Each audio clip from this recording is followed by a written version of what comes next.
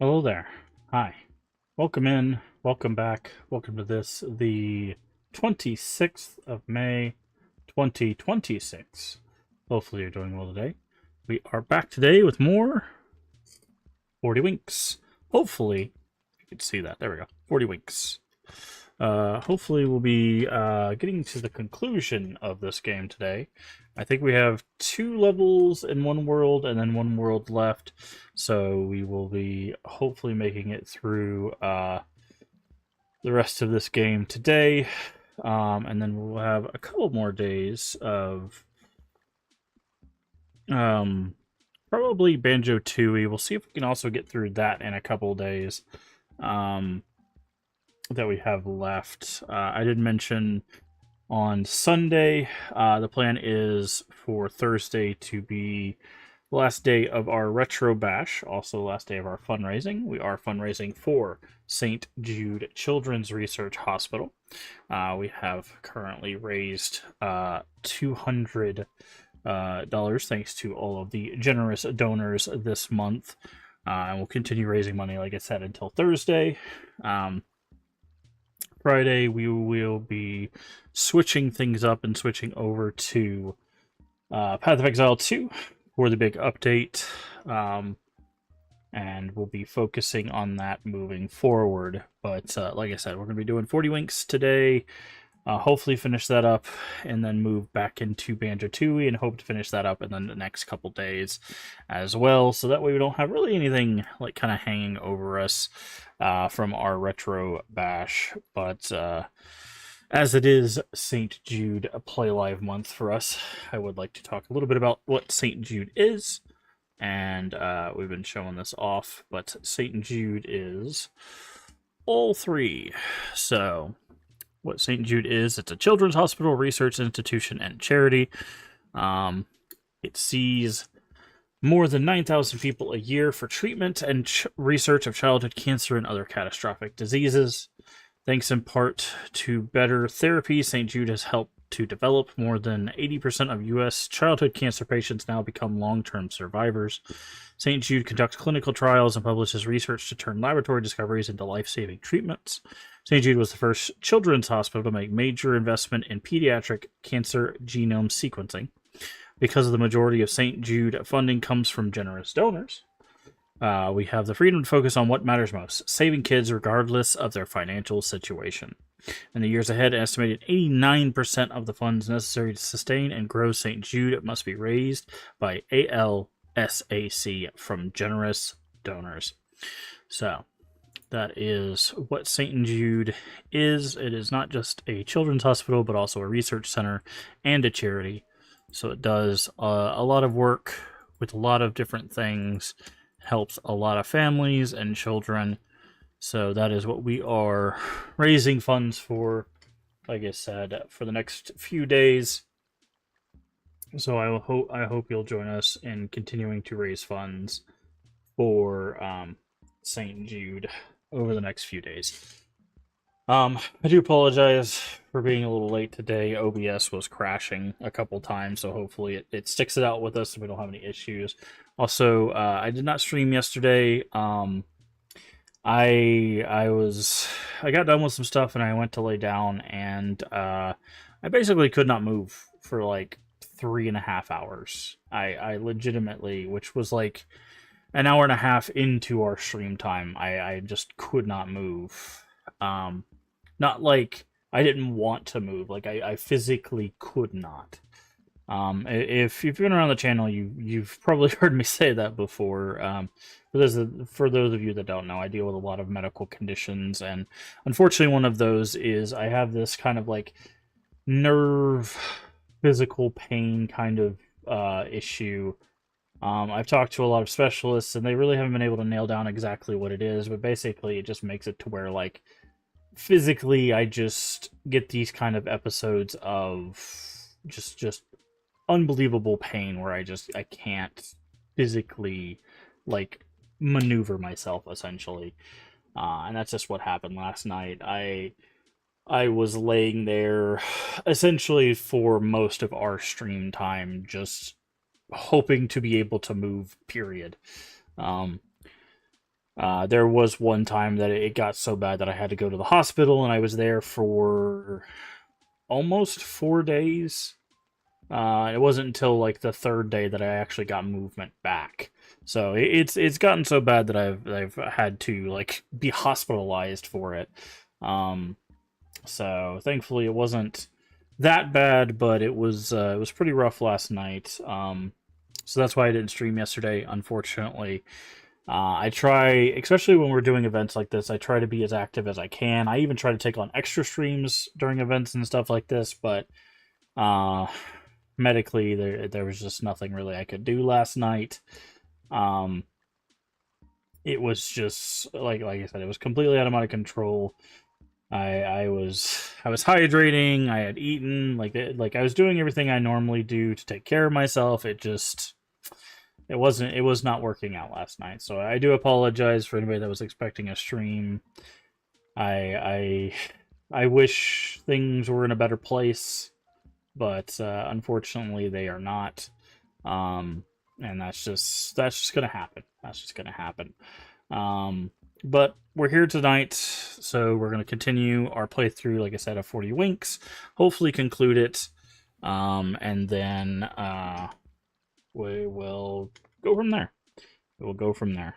Let me go ahead and post. I forgot to post.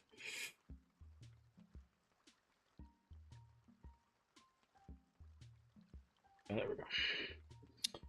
All right. So go ahead and post on Twitter so people know that we are live. And yeah, we'll go ahead and turn off our music. So again, I really wish that things were different and I could stream more than I do, but unfortunately my medical issues make it exceptionally difficult for me to do just that. So I will do what I can, but things like yesterday are just they're out of my control. They're out of my control. And believe me, it's not one of those like, oh, you should go to the doctor and talk to someone about I have. I have talked to more doctors than probably I needed to, and no one has been able to help me with it, so that is that. But let's go ahead and get into the game. Hey, Energize, hopefully you're doing well today. So let's get into 40 Winks.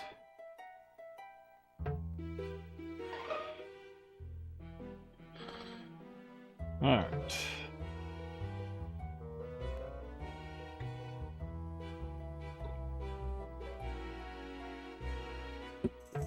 Who's this save? Ah, countdown backwards. Got it.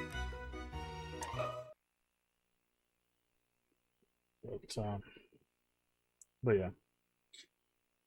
Anywho, I believe we had just finished a level. So we've got 2 more levels in like the castle or medieval area. Had we done this yet? Yeah, we already did this. So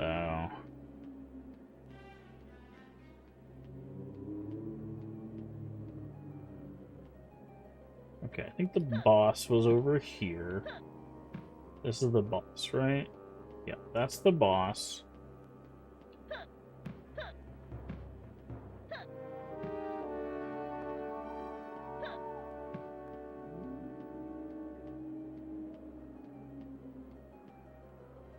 We did that one.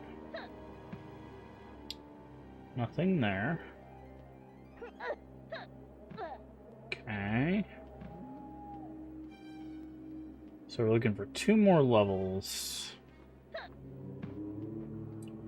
There's a cave over there.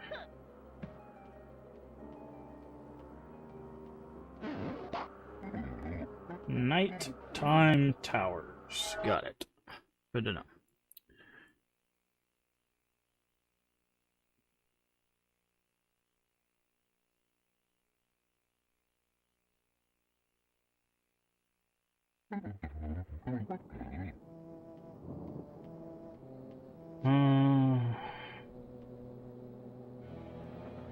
Okay, so we're gonna need fairy for that.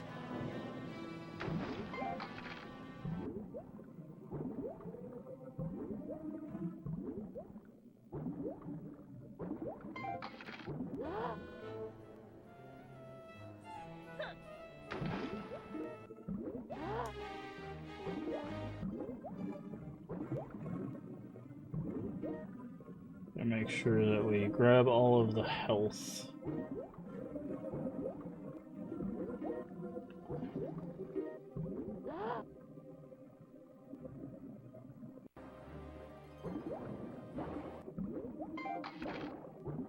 Okay, we can't hurt these fish, but it doesn't look like they can hurt us either. Okay, we can't go in there, but that doesn't look like... Oh, maybe we can.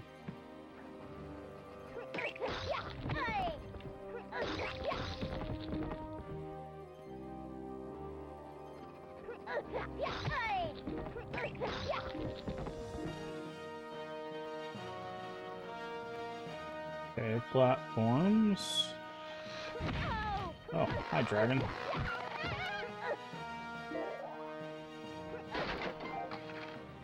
Okay, more cogs, which we definitely need. Okay, we still need to keep an eye out for dream keys, because again, those are required for progress.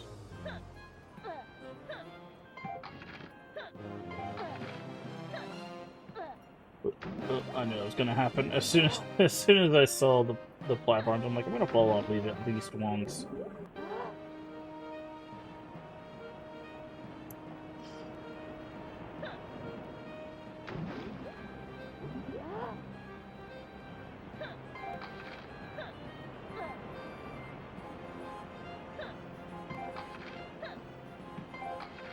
Is there a dream key in the waterfall there? Or am I just...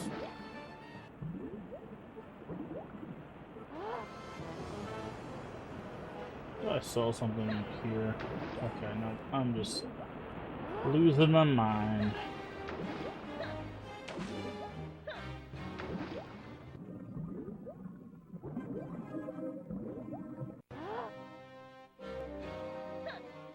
Okay, so I need to get back to the entrance.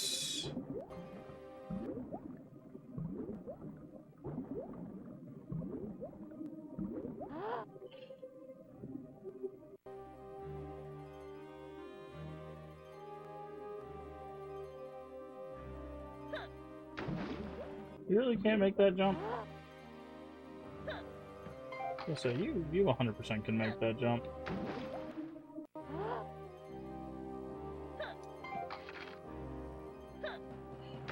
Okay.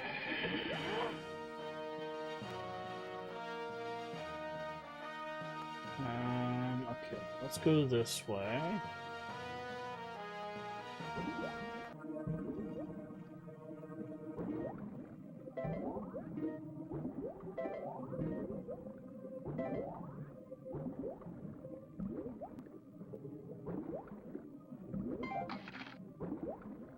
What is this? Okay, box. It's crazy that we almost have 20 cogs and we haven't even seen like a lock or anything yet.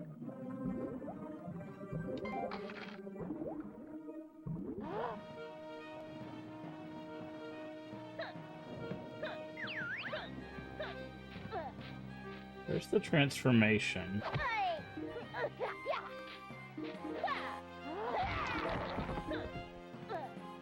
Okay, there's a dream key, but we're gonna need to jump higher for that.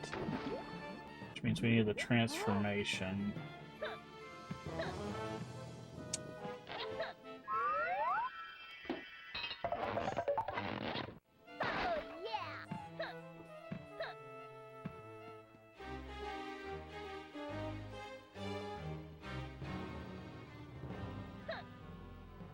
Oh, okay, so it's in the middle. That's not what it's not what it looked like. It looked like it was further on the... There we go.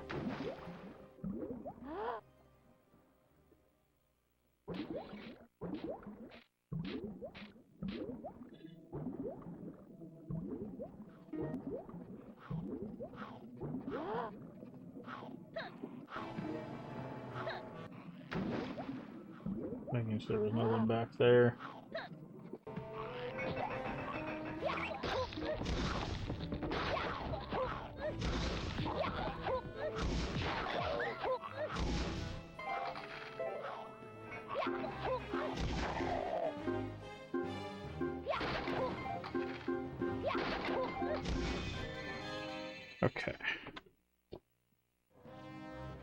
so that transformation's gone.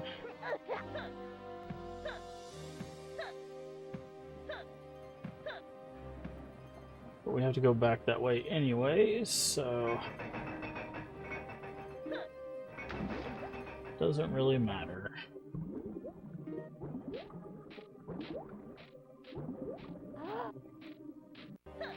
Is that skeleton back? He is.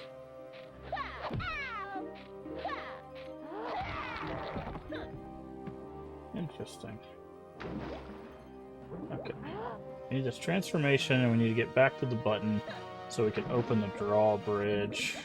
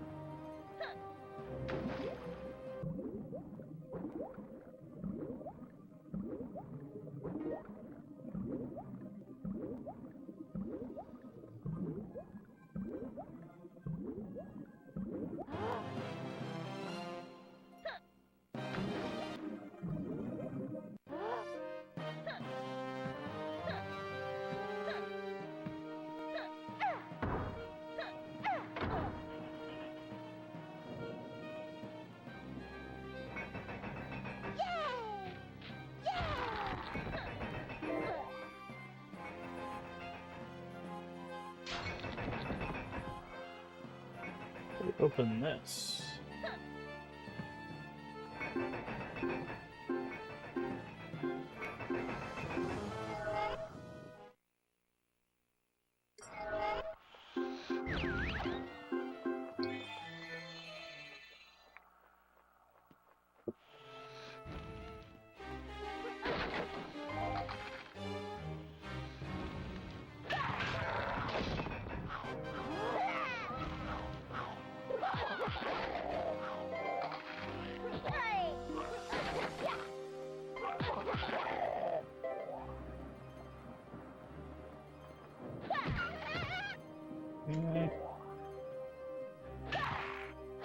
Ow.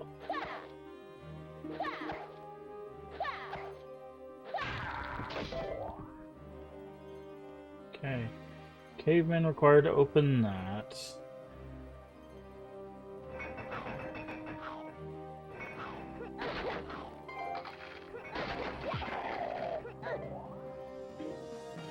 That's where the well pops up.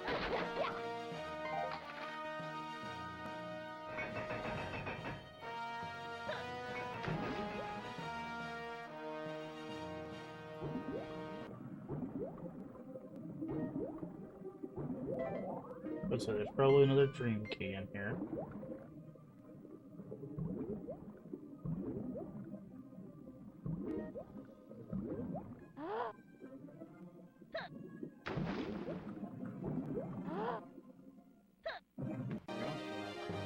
Alright, it's 2 dream keys.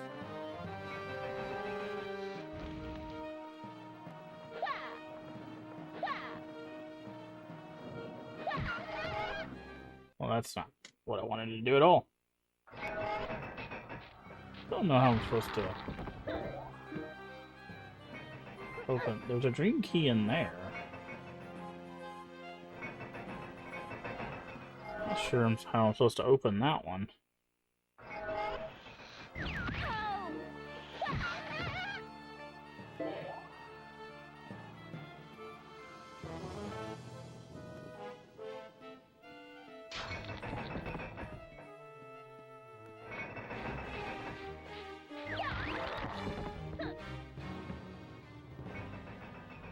$40 for that.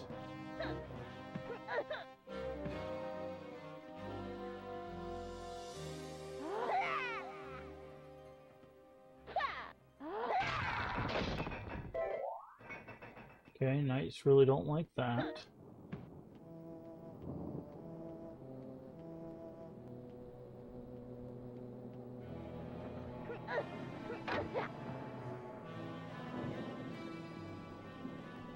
What did that do?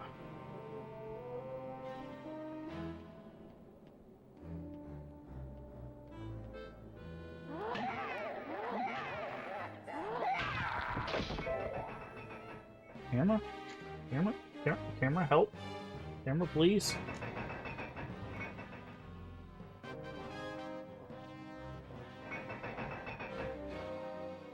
These are trapdoors, right? No. Oh, it keeps the... That's what it did. It kept the trapdoors from falling. Nope. Didn't keep those trapdoors from falling. Okay.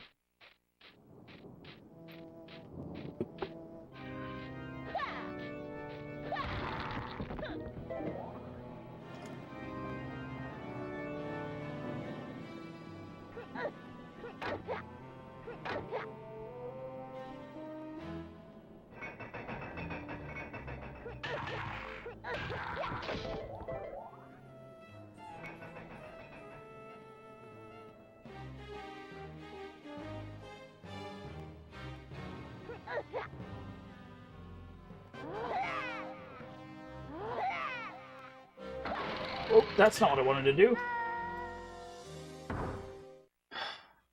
Sir! Just 1 minute, Threadbare. But sir, I have great news. I said just a second, Threadbare.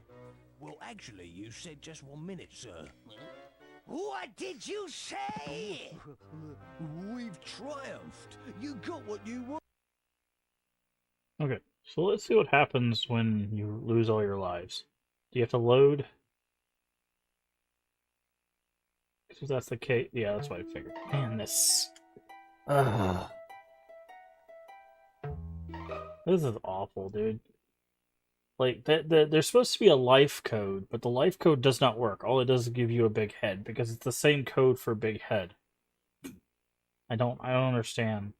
Like, everything I looked up said it's the same code.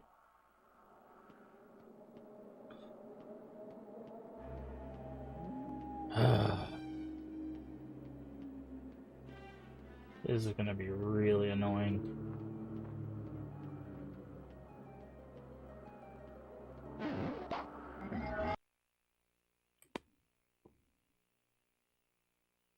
As far as I know, there's not really an easy way to farm lives in this game.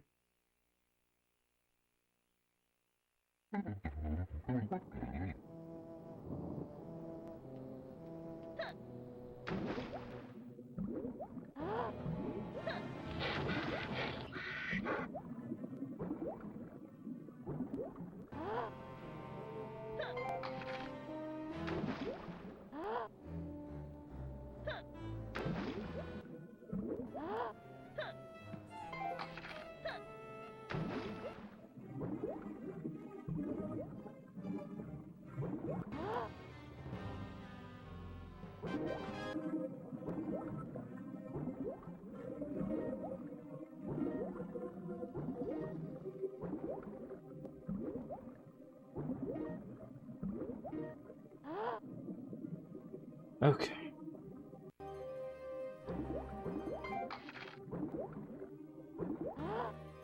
Okay, so don't worry about climbing up that way. We gotta go this way.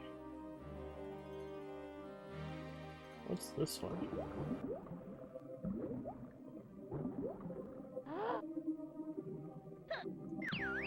Oh, there is a 20 door. Okay. Oh, that's probably how we get that one dream key.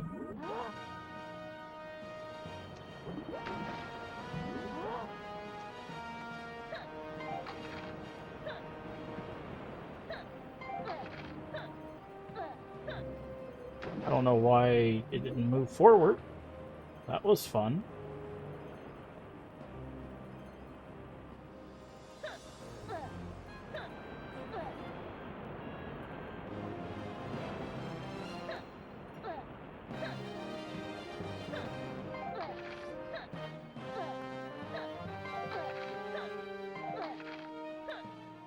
And...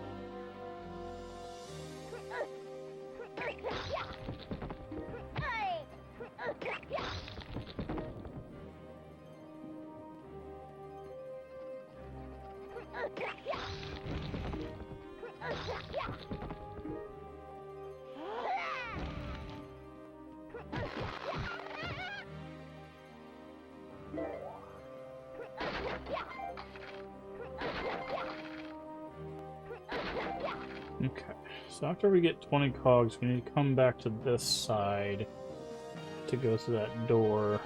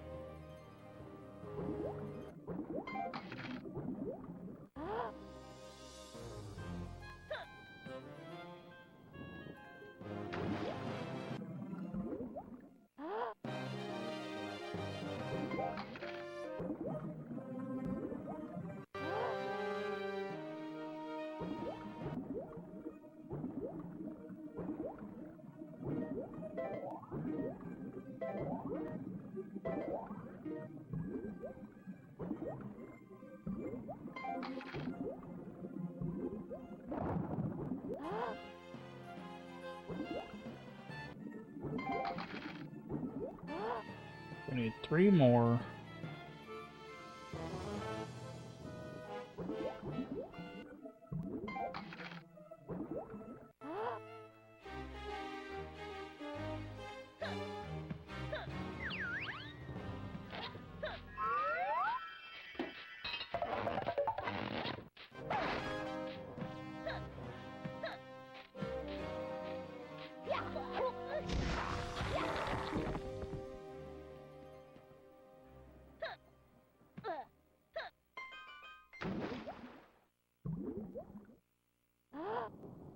I wouldn't go down. I was holding the dive button, and it was just like, nah.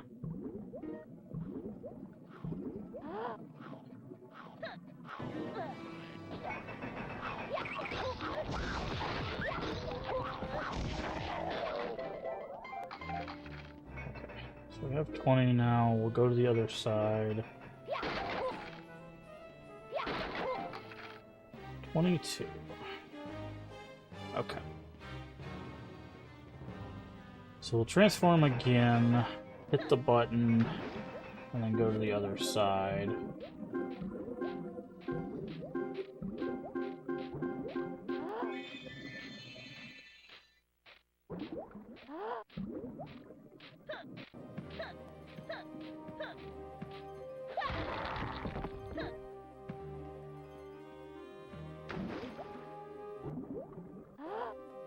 And then we'll see what's behind that door that we didn't know about beforehand.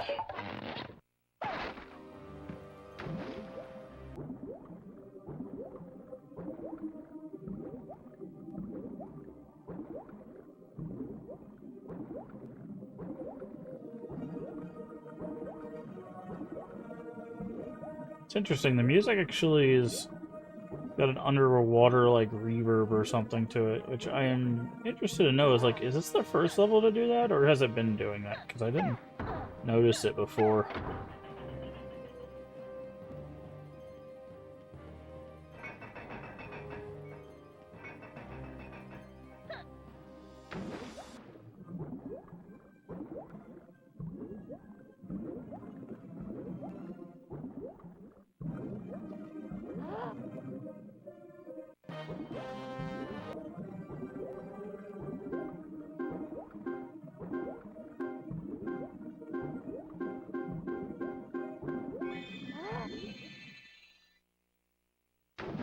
Interesting.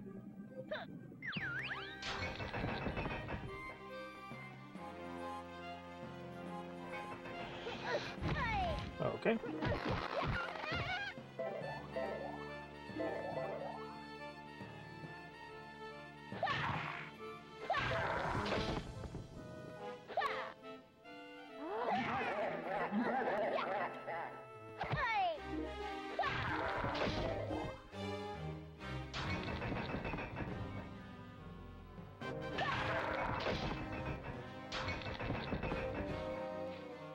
This has to be... Okay, I'm gonna say this has to be where the dream key is. Oh, we had to go this way, because this is the only way to get Caveman.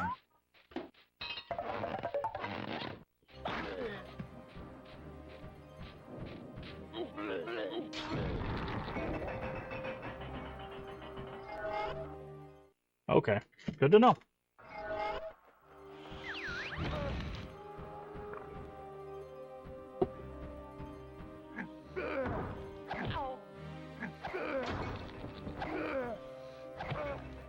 Stop chopping me up there, buddy.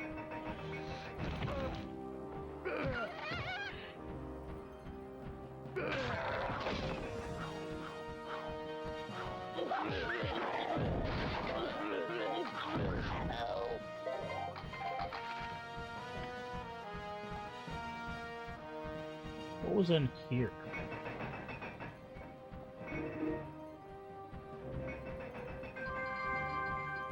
Okay, extra life.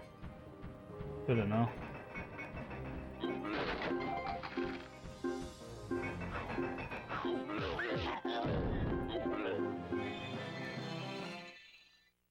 Okay.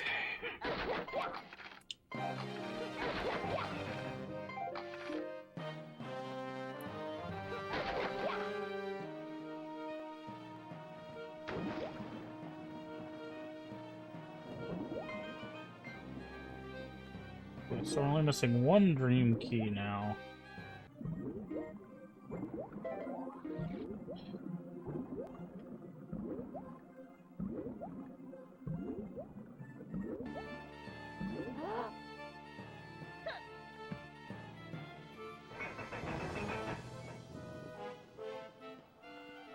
I don't know why this dragon always goes towards that teleporter. Nice tracking, friend. Jeez.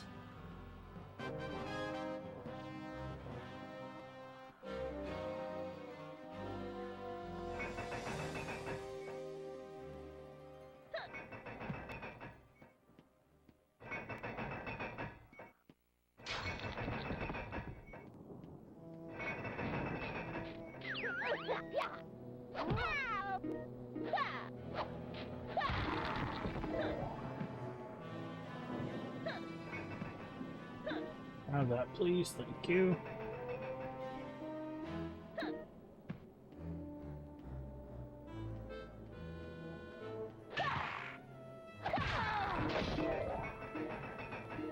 Okay, before we do that, we need to go hit that switch.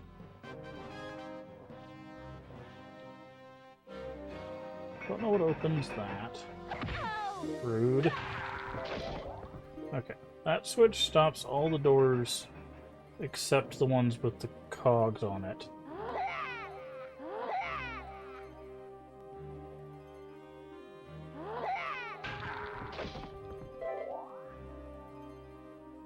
How do I... Is there one that stops the... How do I grab these? Because if I jump on that, they're gonna just drop.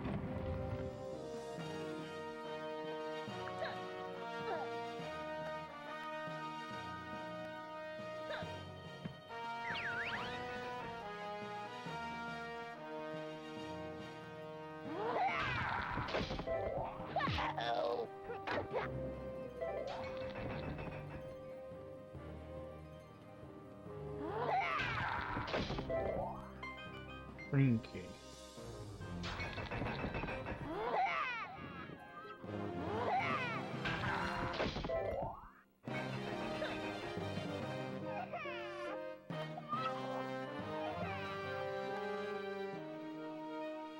That's our exit. But I need some sort of like transformation or something. Wait. No, I don't. I have the dream keys and this is the thing. Like...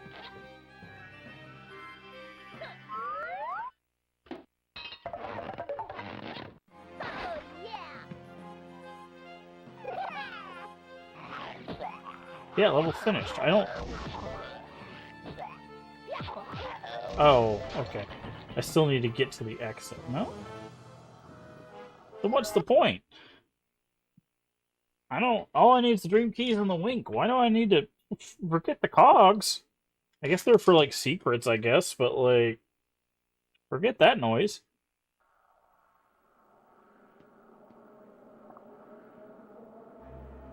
As long as I have all 4 dream keys and all the winks, I don't need to do anything else.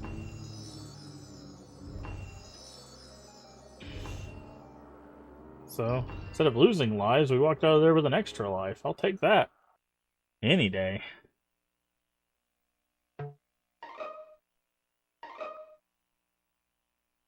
Alright, so we should have 31 now. Yeah, 31. So that means the last level will have 3.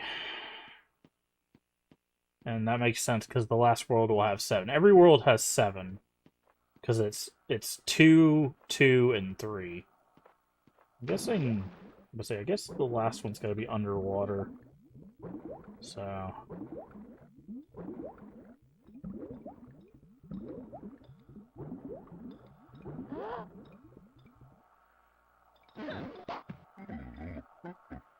Tumble down ruins. No, this only has 2? So does that mean the last area has 3, 3, and 2? That would have to be, right? Because that would be, instead of having 7, it'd need 8.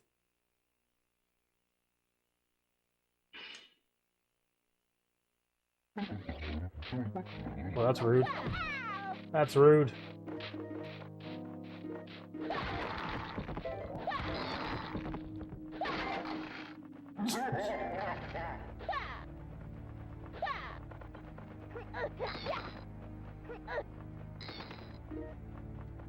Just immediate combat.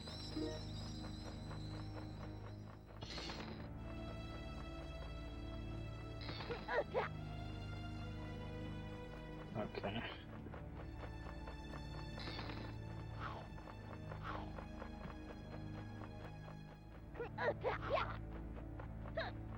Okay, so run up this ramp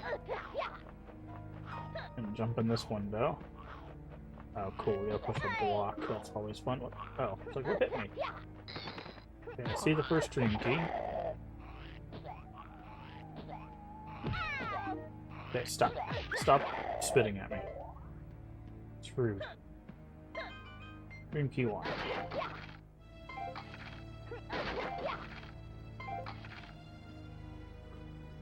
What do we need this block for?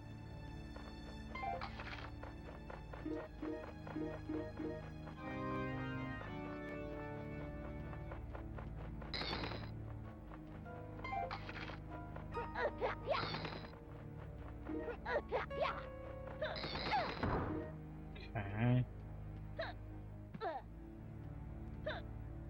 I guess to get back up there?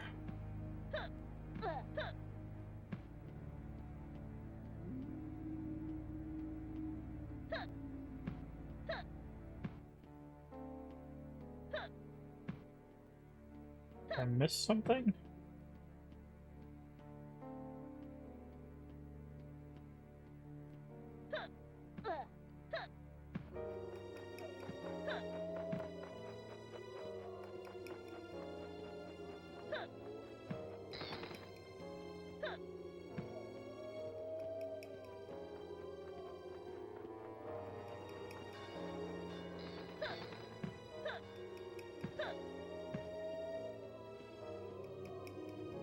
I need a caveman to get through there.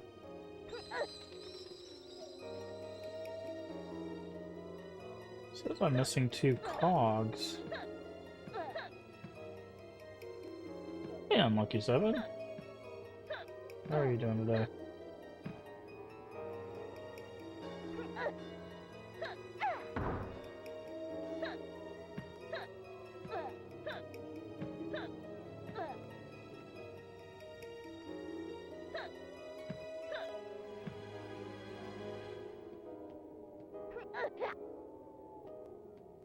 And she'll do some classwork? Nice.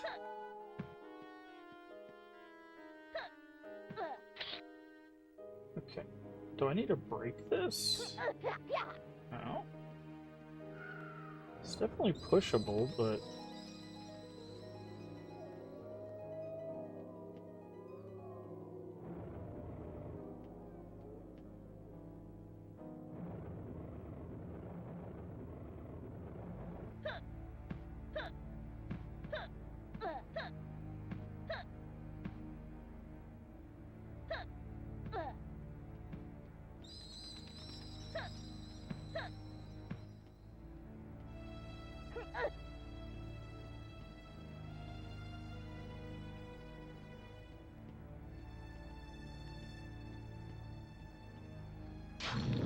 Wait, when did I get 10? Okay.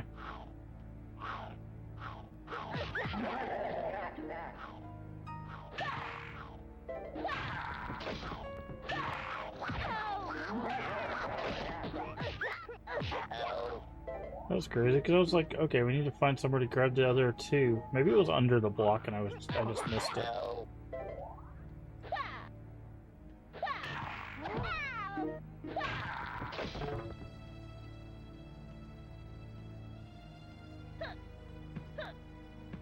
Still need to find the cave man power up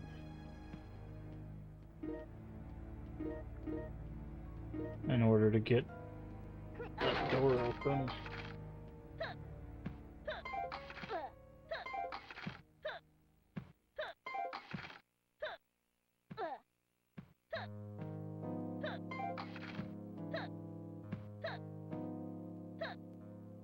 Okay, that missed.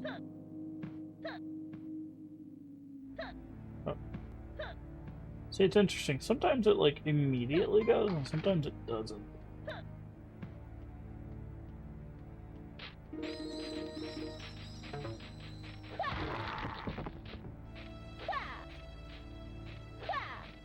Get back here.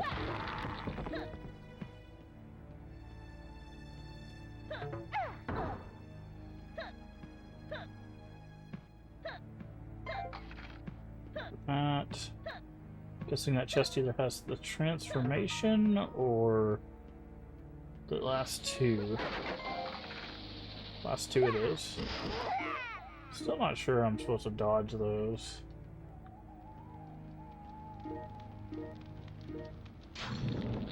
Okay. Double check that there's no place for them to hide a dream key. Have any dream keys yet? We do have one.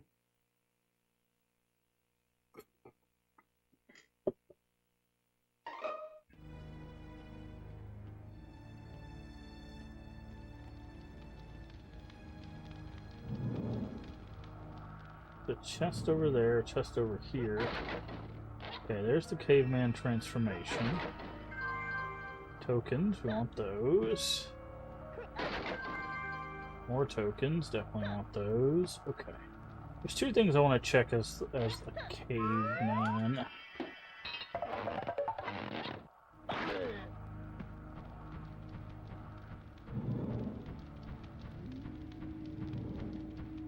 The face is shining on a spot. Is this a hidden area? No. Okay. Let's try one more time. It takes 3 jumps to break a spot, so no, okay. Just wanted to check.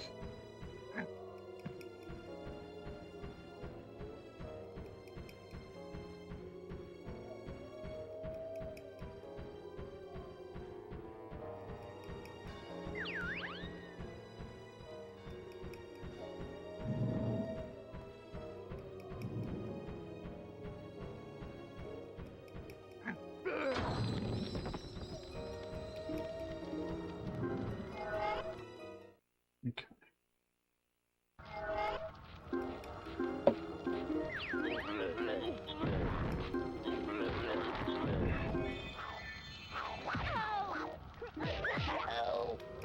Not much we could have done about that.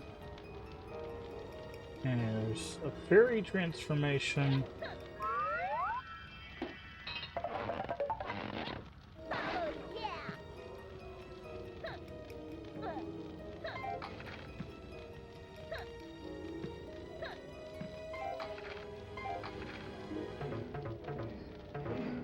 Well, that's fun.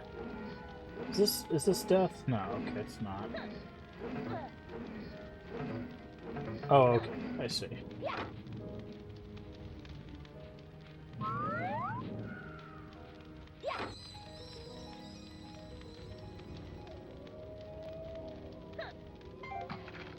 Okay. Fell down. Okay, so we can turn that off for amount of time.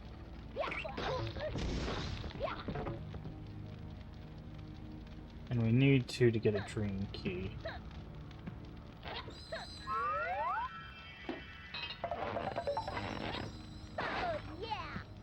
Alright.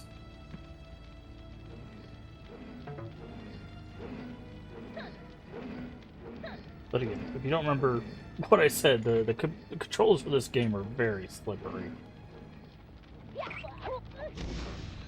So, doing this precision platforming is not going to be the easiest to accomplish. Thankfully, we can always just reset our timer here.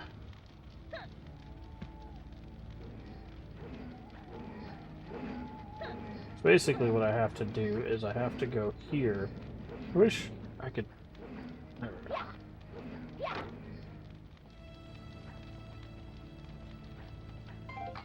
Oh, God. I tried to turn and it just split right off the edge. Hey, Stray. It's been a while. How you doing? Hopefully you're doing okay.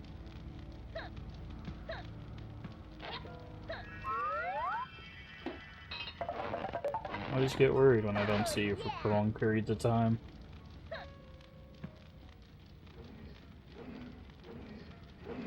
Look over from nap, gonna eat and go to bed.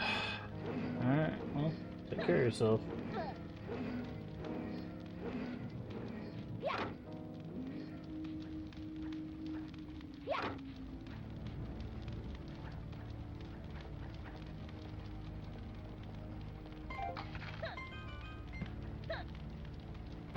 Okay, so we got the key.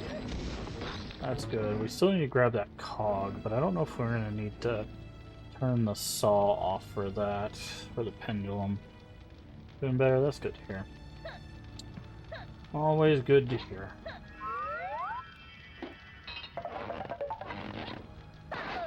And hang pass out? Well, I appreciate it.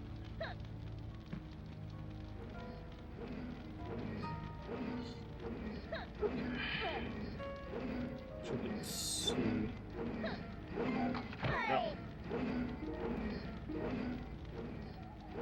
Alright, so we got that.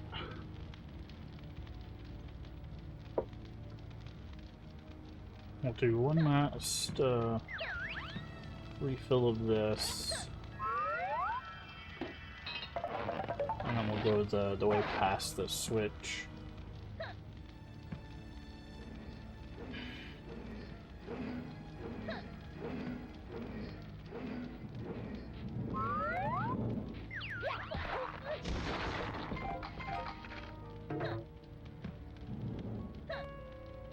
Okay, we need to move that. Got it.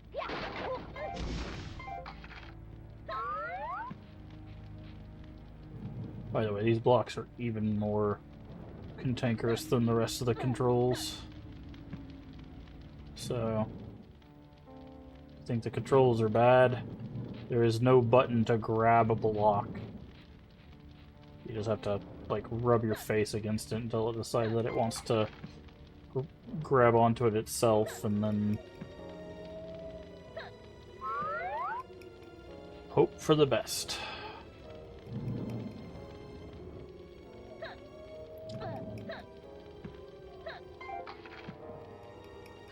Is that it for this room? Certainly looks like it.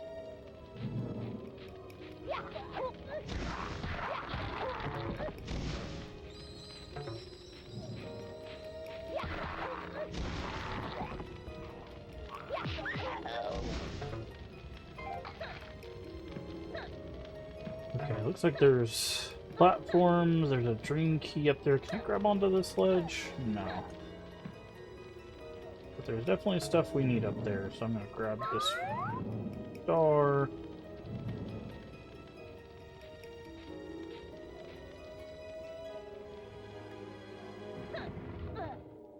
Ah, there's a platform back.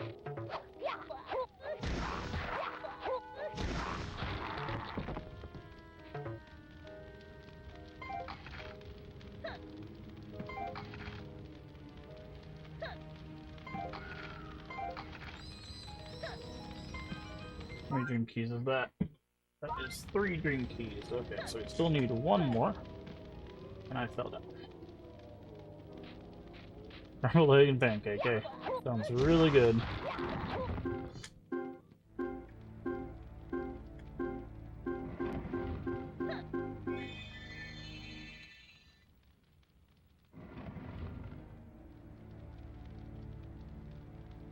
Pancake taco with egg in it.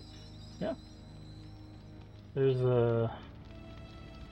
I can't remember if it's Japanese, but I think there's a dish that is kind of like that. It's like two pancakes and then they put a bunch of stuff between it. I want to say it's like a Japanese dish where they do that.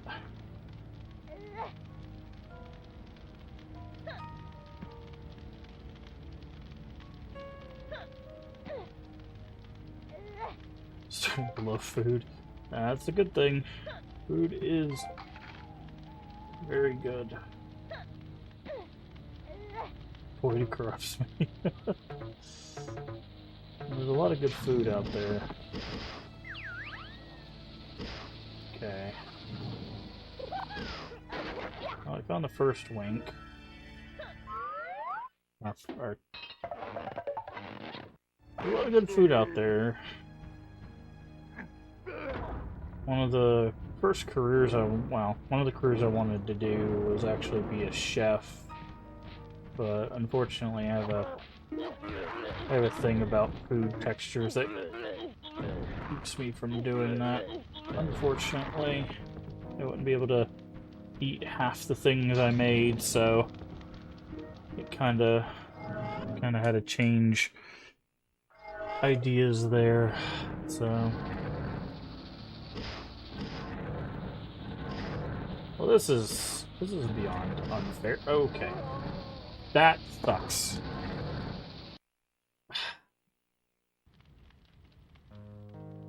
That is beyond unfair.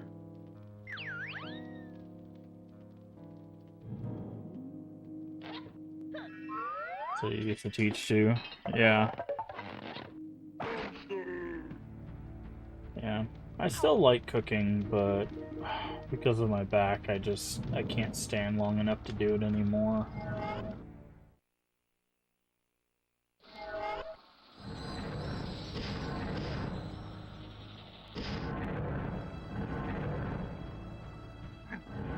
Really? God, I hate this game, dude. Like, the fact that there's no way to get 1-ups, and they have insta-death pits. Like, Jesus Christ, dude. It's so bad. Like, because the problem is if I die here, we have to reset the whole level. Look how fast these things are. Right? Like, it's just like... I legitimately hate that the, like, 1-up code does not work. Like, because there's no way to farm 1-ups in this game. You have to get those, like, 10 of those coins, but you have to, like, I think legitimately finish a level in order to get the level up. Like, I think... I'd have to test that, but, like, it's just... God, I hate games where, like, falling into pits is insta-death. I know it's an old game dev thing, like, from the olden days, but it's still just the most annoying mechanic to me. It's just, like... I hate it so much. Like, because it's that fake difficulty problem, right? It's like how do we make the game harder? Oh, just put pits everywhere. Right? Just put pits everywhere. We don't have to add actual mechanics, just put pits everywhere. Right? And it's just like...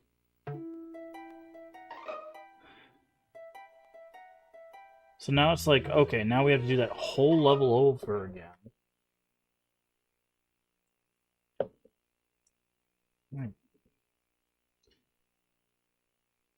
I hate it so much.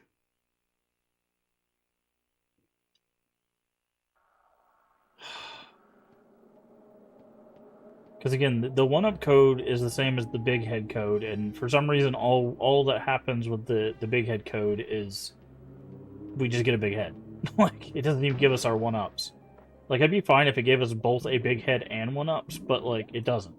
It just gives us a big head. So... like...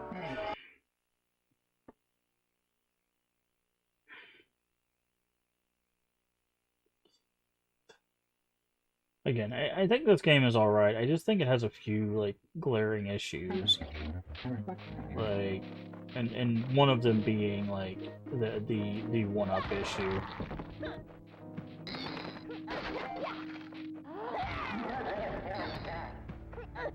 Like, it has enemies that you can't seem to, like, hurt. Like these bats. The bats and the flaming skulls just hit you. As far as I know, they just do damage to you. So having enemies that just do damage to you is just there to deplete a resource. That's bad design. And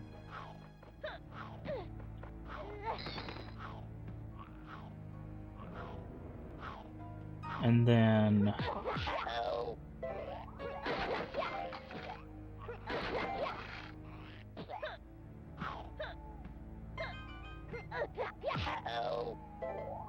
having insta-death pits on a PS1 game is just silly to me. Like, there's plenty of games, like Medieval came out in the same era, and that game has it to where if you fall in a pit, it just takes a chunk of your health. Like, why can't this game do that? Like, don't get me wrong, it takes a significant amount of your health. It's still pretty unforgiving about it, but it's...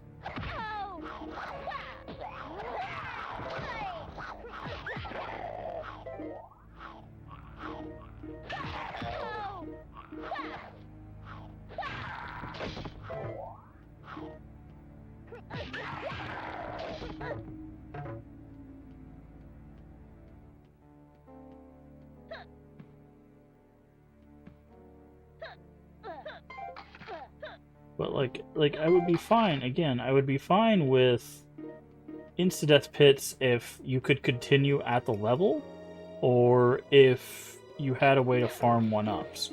But neither one of those exists, so having the insta-death pits means that it's literally there just to, like, elongate the game. And anything that, like, elongates the game without adding actual gameplay is not good design. Like, we're not getting extra gameplay, we're just replaying the same, like, bad level again.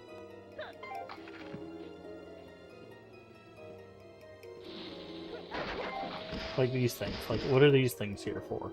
Other than to take our health.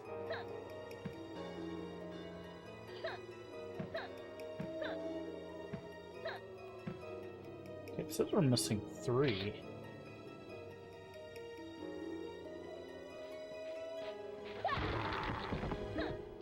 Okay, so where does this teleporter take us if... oh no, we're missing 1. Oh yeah, it's in the window here, yeah. So there's a teleporter we didn't take here, because I thought the other area would be a secret.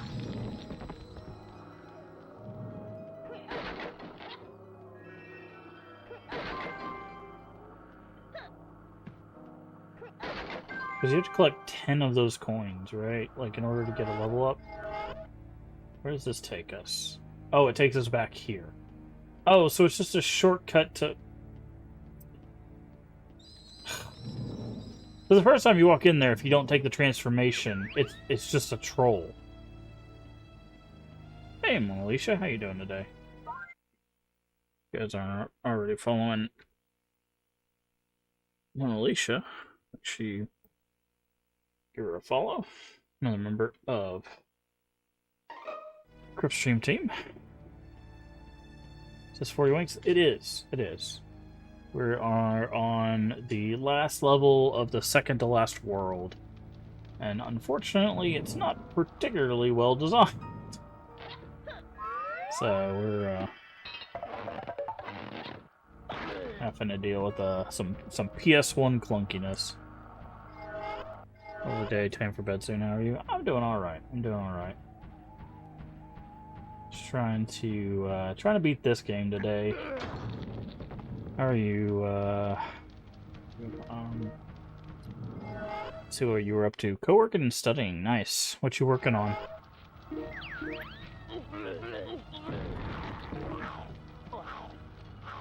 Anything fun?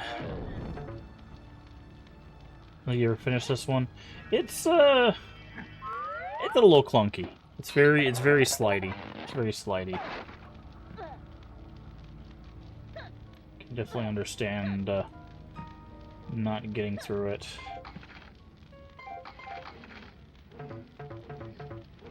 Plain old work, yeah. Well, sometimes you gotta get through the work to get to the fun stuff, so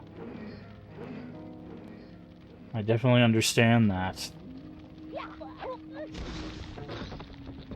But so what have you been streaming? What have you been streaming outside of the co-working stuff?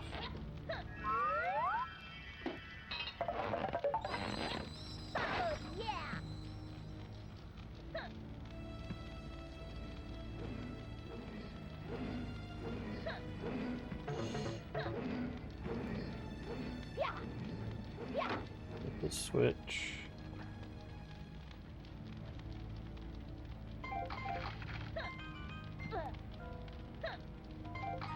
Okay, we actually grabbed that. Nice.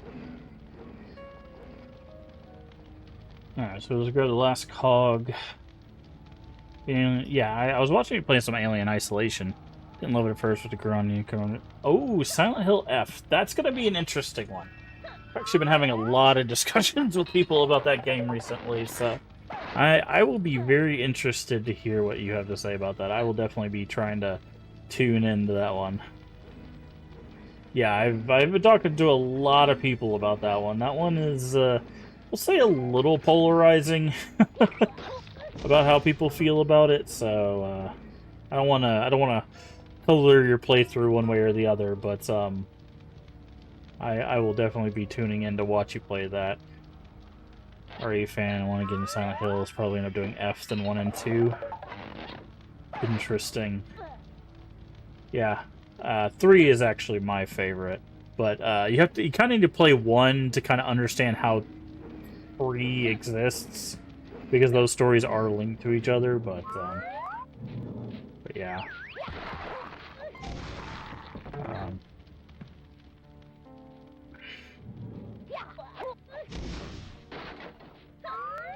Well, that's very cool. Let's definitely report back. Yeah, I'll like I said, I'll try to tune in. I like watching people play Silent Hill F. I really like Silent Hill F. It's like top 3 for me, but other people not so much. So, but that's why I like the Silent Hill series. Is people like different games for different reasons, and I like having those discussions. Because there's a lot of good games. Well, there's a lot of games in the series, but whether they're good or not is up to, of course. I don't think there's any like. Well, there's one. I was gonna say I don't think there's any like really poorly designed ones, but there's one that arguably has some issues, but it's probably the most notorious for having issues. I only bring that one up because it legitimately was like broken on release. They've since fixed most of the problems, but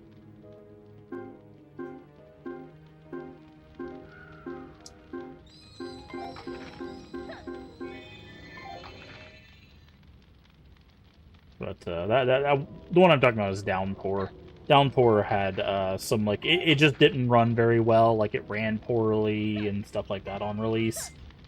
Which was the last one before F came out. Last mainline one. Technically, they did a short message before F came out, but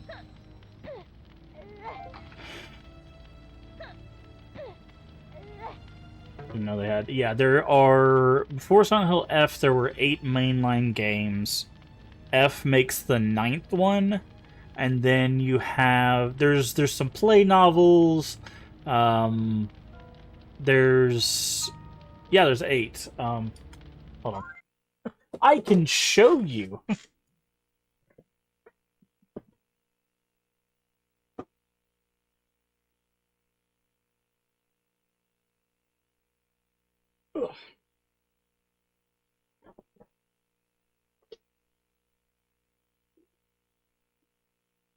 I have them all physical.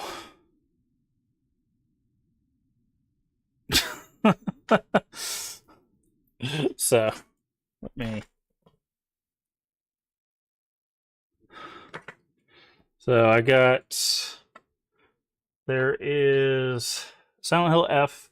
I do have the steelbook for it. I would show the other side, but it triggers like tryptophobia, so I don't want to. I don't mess with anybody. I do have the remake of 2, which is technically not mainline, but it's just the remake. Those are the collections. There's Downpour. I have it for both 360 and for PS3. So that was the last mainline one before F. So that's that. And then before that was Homecoming. So there's those 2. The reason why I got the PS3 copies is some of the PS3 copies run better than the 360 games, and some of the 360 games run better than the PS3 copies. Like when it comes to Downpour and Homecoming, the different versions run differently. Now, this, another polarizing one in the series, is these games. So, it's Shattered Memories. Shattered Memories is a reimagining of the first game. So I do have a Wii copy and a PS2 copy. This game is now skyrocketed in price. I think, let me see. The PS2 copy, I think, is up in like the $600 range now.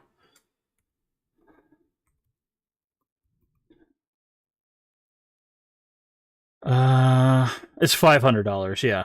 It's in the $500 range, which is insane to me. I bought it for $20. I kid you not. I literally, back in 2019, I was like, I didn't want to set up, because I had this one. I had this one since release. And I was like, I didn't want to set up my Wii, so I just bought the PS2 copy. I was like, because I just don't want to set up my Wii. And I bought this for $20. It's now worth like $500. It's insane.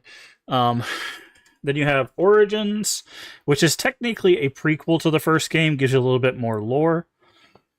And then you have the 4 original Team Silent games. So you have Silent Hill 4 The Room, which this is available on PC. There's a site called GOG, G-O-G. They have a preservation version of 4 that is just the full game. Before, it had some stuff missing, but they have since updated it. So GOG has a fully playable version of 4 on PC. Silent Hill 3, which is my favorite. I think there is a PC version, but you have to like mod it and everything. And then, of course, OG Silent Hill 2. Now, there is technically a DLC for Silent Hill 2 called Born from a Wish.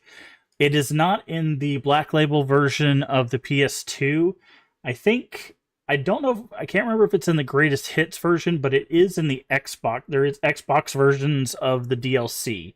That is where you actually get to play as Maria, which is a character in the game. Which, if you played Remake, you know who that is. And then, of course, OG Silent Hill 1, which is the only Silent Hill on the PlayStation. Well, PS1. So, but Silent Hill 2 is on Xbox as well. So, but yeah, that is the.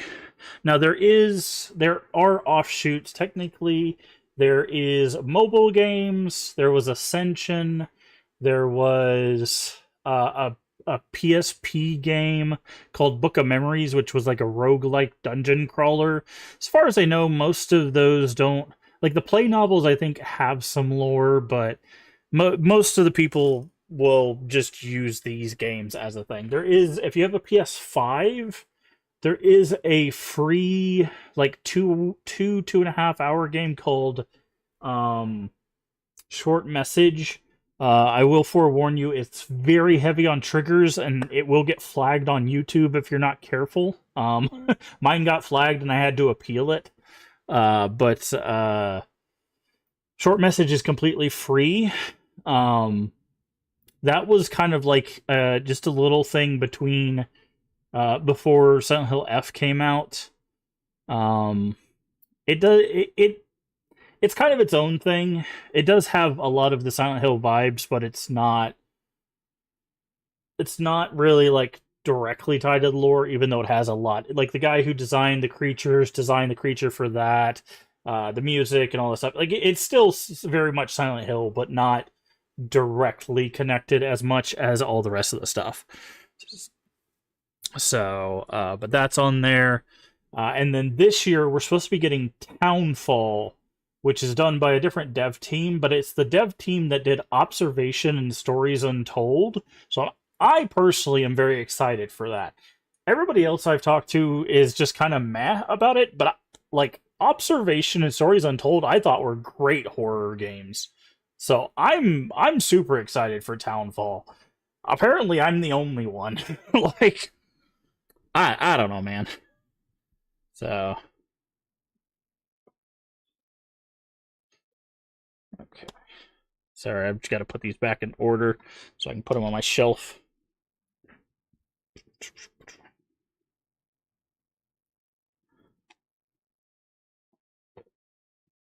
Go. Remake. Alright, give me just a second to put these all back. It is a hefty pile.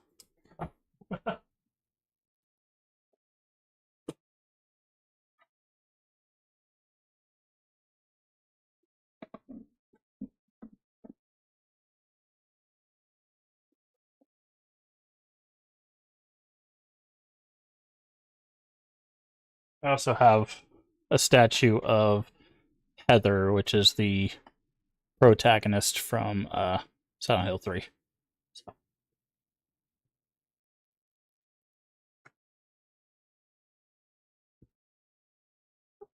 Thank you so much for explaining, show your collection. Well, yeah, a lot of people like they show off the collection and be like, look at how much stuff I have. I showed off because I want more people to play the stuff.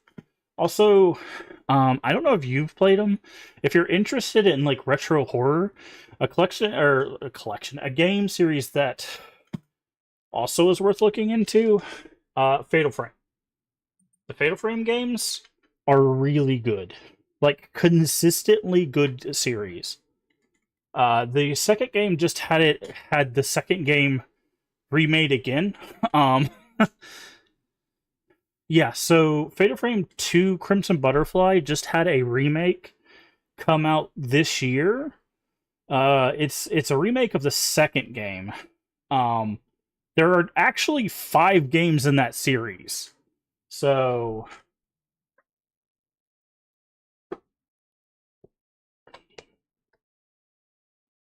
there's the whole the original trilogy are on PS2.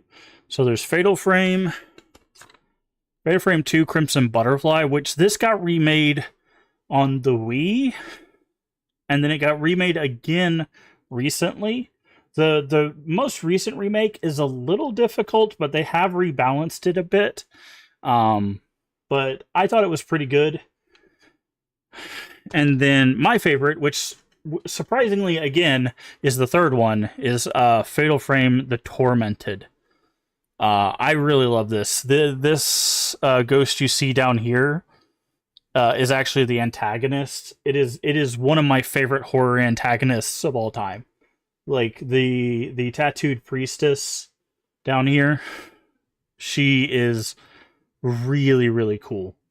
But there are 2 other games in the series that are available on Steam.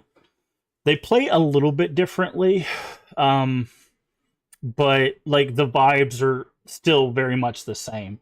But you can play Fatal Frame 4 and 5 and 2 remake, which is 3 out of the 5 of the games on Steam right now. So I bring that up because those are readily available.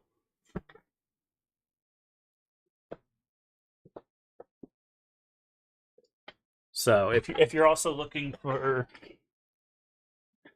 thank you.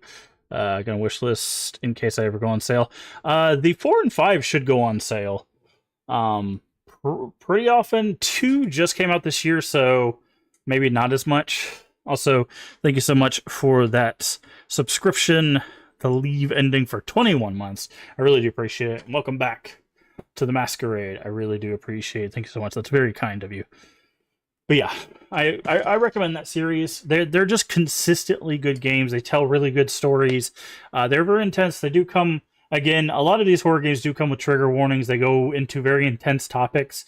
So just as a forewarning, like they might get into some triggering stuff. But they're really good horror games, in my opinion. They're really good horror games. So trying to think if there's any other ones that I could recommend that you would have access to.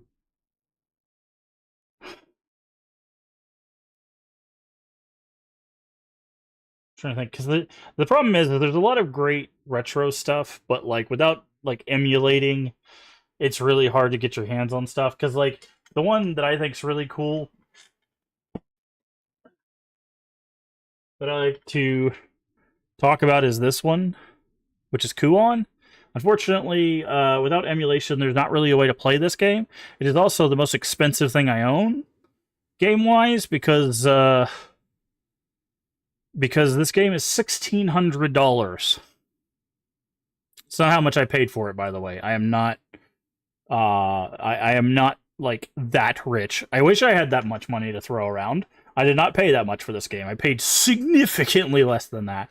But this game's actually really interesting. But it's actually done by the people that did the Souls game. It's a survival horror game done by people that did the Souls games before they did the Souls games. It's a weird cross section. There's a demo for the demo for Crimson Butterfly. If you play the demo, if it still works like they did before, your progress will carry over to the main game. Before they released the game, they said that. I don't know if that's still how it works. So I believe if it still works like that, you should be able to like play the demo, and if you like it and you buy it or whatever, you should be able to carry over your progress. So cool stuff. All right, let's jump back into 40 Winks. But yeah, no, I love retro horror stuff. Unfortunately, I couldn't play a lot of that for St. Jude this month because a lot of it's rated mature for very obvious reasons.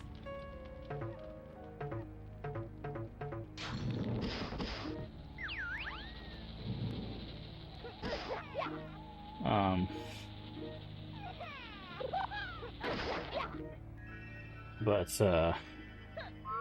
yeah, I can. Oh, you always give you cool recommends, and like I said, if you can get emulation set up, there's a lot of cool things I can recommend that you could probably emulate. Catch bedtime was fun chatting. Have a good rest of the stream. All right, yes.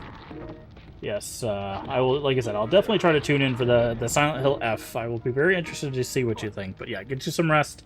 Thank you for stopping by. It's always nice to hear from you. Alright, let's see if we can do this godforsaken thing again. Okay, do these things stop or do they just...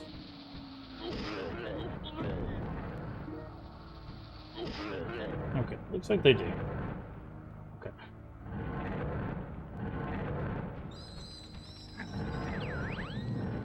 Okay.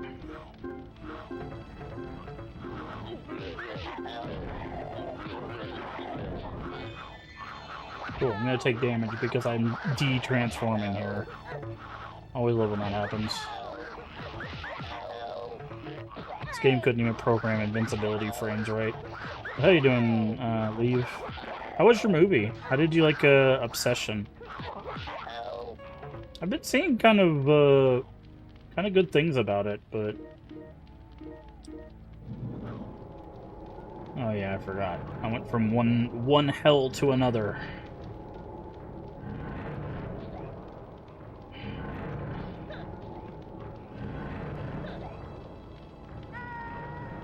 This game does not need precision platforming. It is slippery as hell, dude.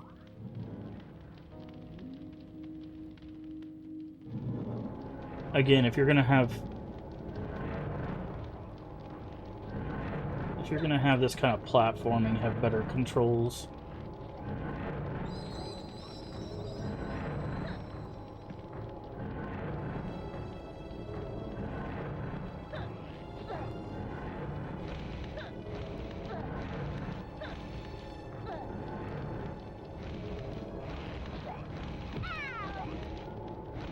That's fine. I love getting set on fire while trying to do platforming in a game. That's terrible. That's terrible platforming. Why? Jesus Christ. Why would they do that, dude? Why even put people on the thing?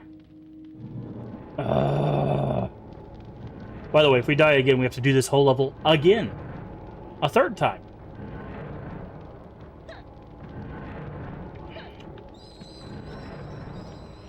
Liked it a lot, hung out with Twin Four and Cat. Oh yeah.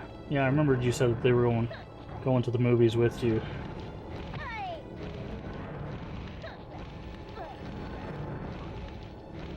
Pretty good day? That's good to hear.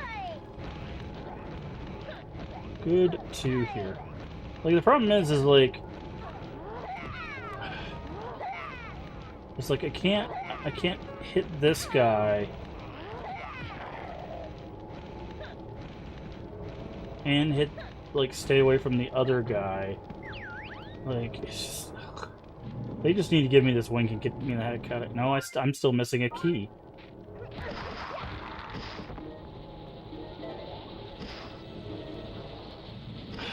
Why? Why are they throwing things that do damage to me constantly? Like...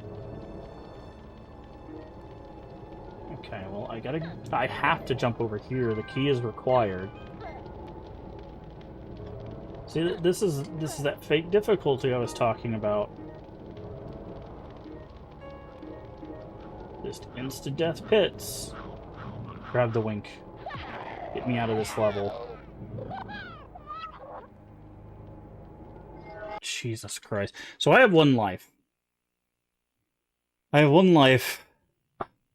And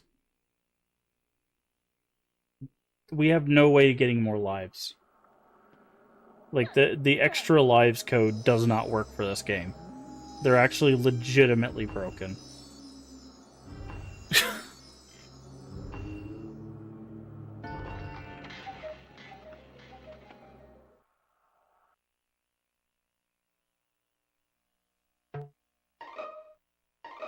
So this should say 33? Yeah, so the last area does have 7. I did my math right. I just...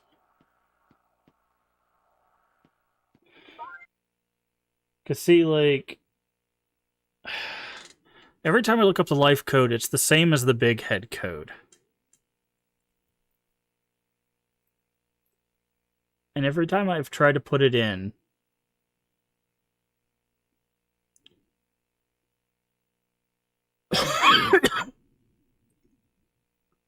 it's not worked.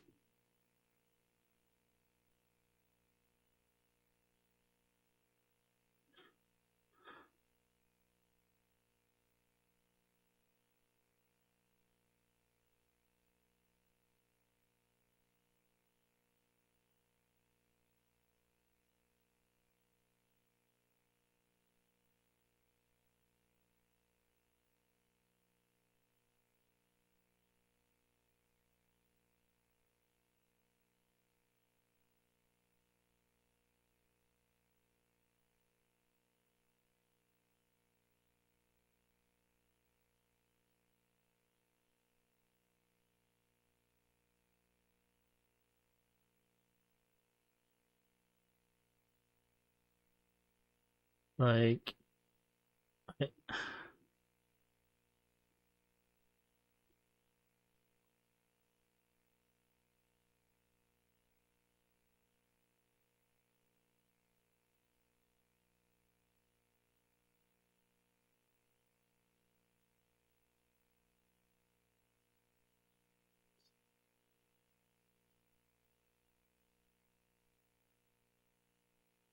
that's funny. You could max out your lives with putting in the code. That's. It doesn't even tell me where I could get 1-ups. It just tells me to put in the code.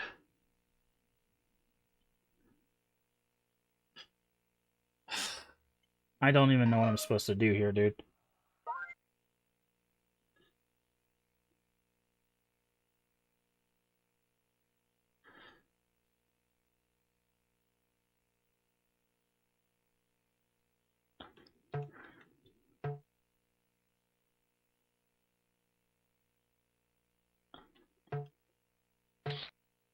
See, that's what happens when I put in the code, right? This happens. I get a big head. But does big head also mean infinite lives? Is that the trick? I mean, we can test it, right? We can just try to die to the boss and see if something happens.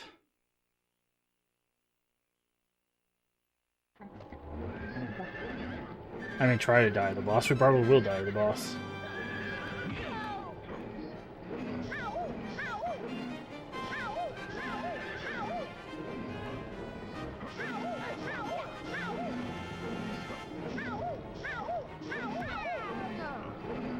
Yeah, see, we lost the life. Yeah, see, it doesn't work. I don't understand.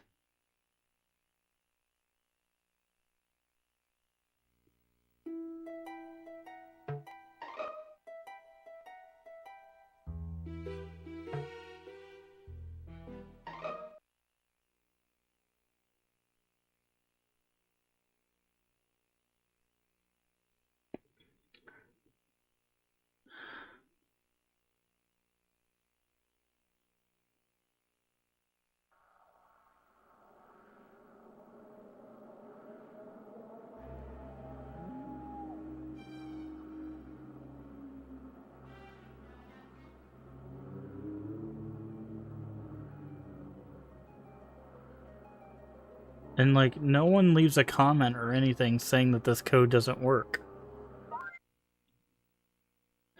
That's what's weird. It's like...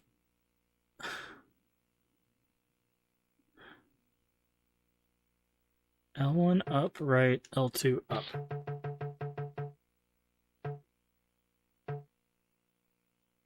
Up, right, L2. See, it doesn't do anything. Down, R2. Up, R2. Maybe I need to be in a level? Hold on. Maybe that's it. Maybe I need to be in a level.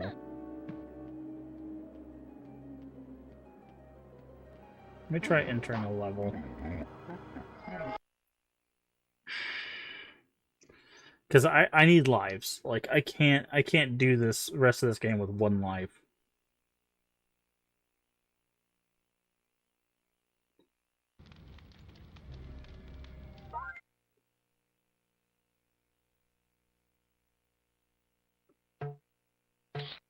Nope, still big head.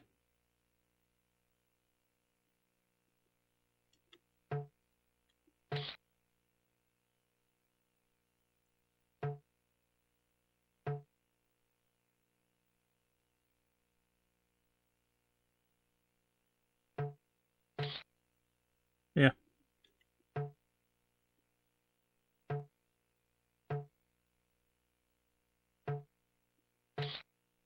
The flash just gives me big head. Okay. Down, R2, L1, up, R2. Up, that's an R2. Down, R2, L1, up, R2. That's full cogs, so that works. Up, L2 left, R2 left. That's moons.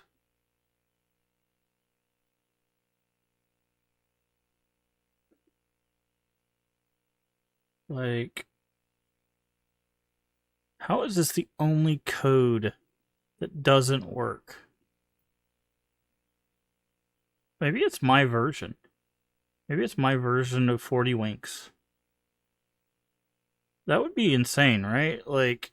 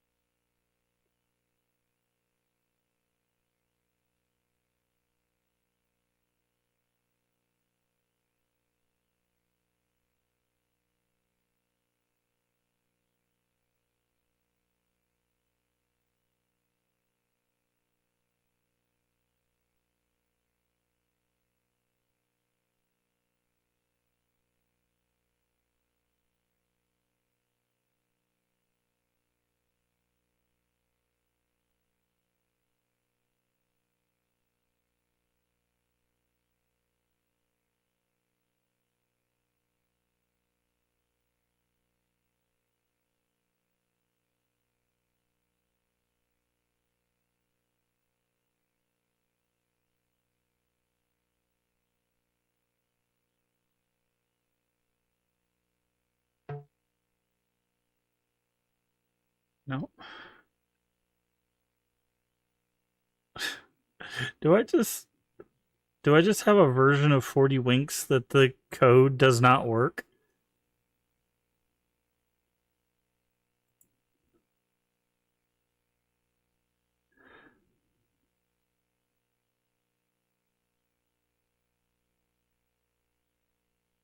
That's funny. That's funny. I think I just have a version of 40 winks where the code does not work.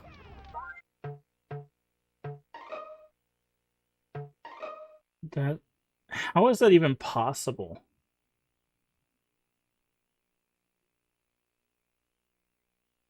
Like,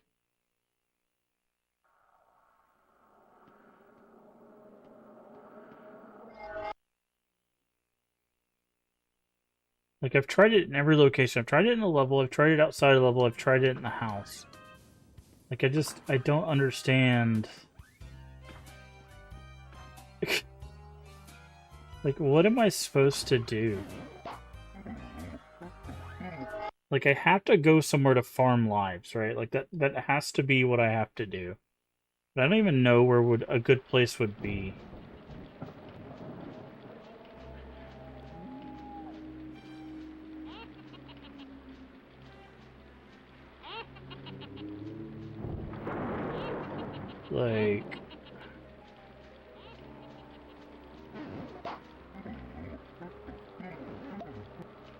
Like, is there somewhere in here? There was some place where we could be a caveman and smash into the ground. I'm trying to remember where that was.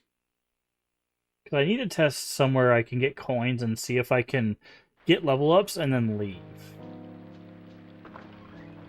I think it was here.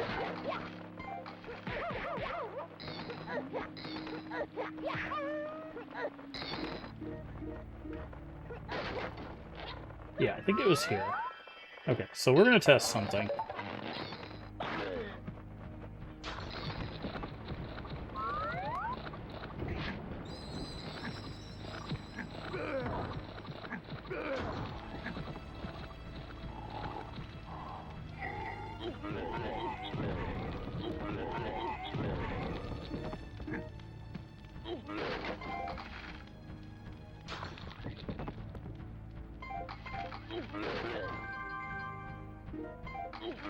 Okay.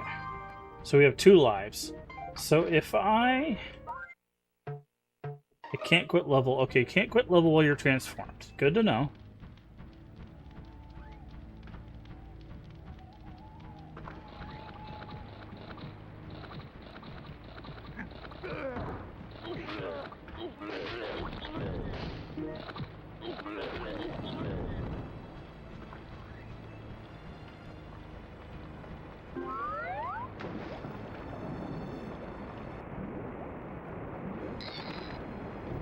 Can you dive, please?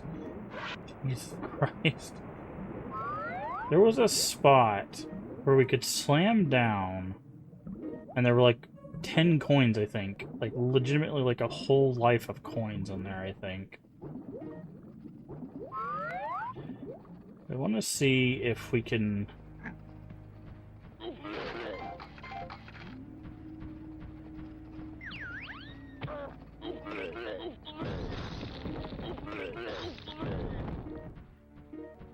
If we can get that...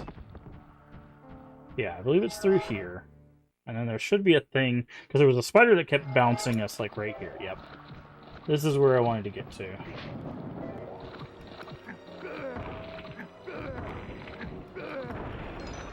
Okay, there's a secret here. And then there's, like, a bunch of coins, right?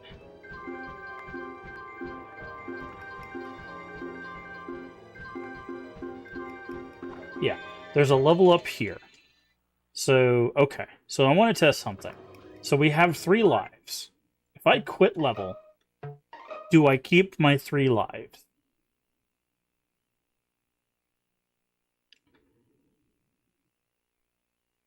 Because if so, we can go in that level. I do. Perfect. Okay, we have found out how to farm lives. It's going to be tedious, but basically we can go in that level, and we get a level up per run of that, and we can quit immediately, essentially. So we could just go in there, and technically we can get 4 coins per run, 4 extra coins per run, because there's those coins that's in that other room. So, screw it. If the internet doesn't want to give us a strategy, we'll make our own. We will make our own.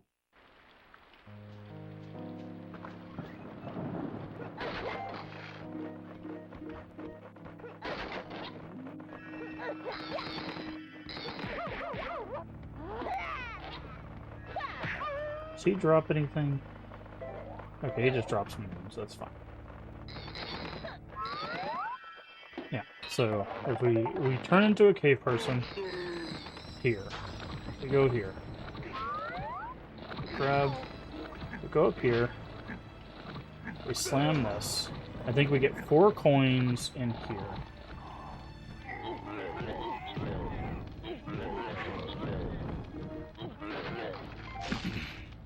I don't know if these cogs are required either, so... Defeating those guys might be required. This will also get our health up for the imminent boss fight. Yeah, so there's 4 coins there plus the 10. So in 3 runs we would get an extra life anyways.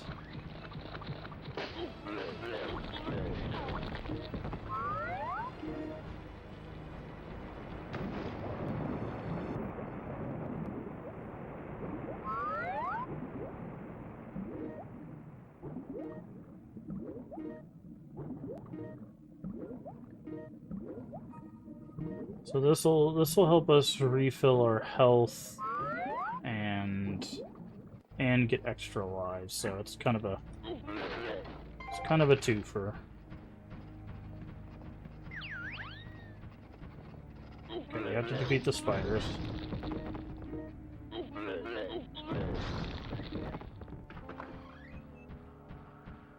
Go through here. Don't get bounced by the spider, don't get bounced by the plant.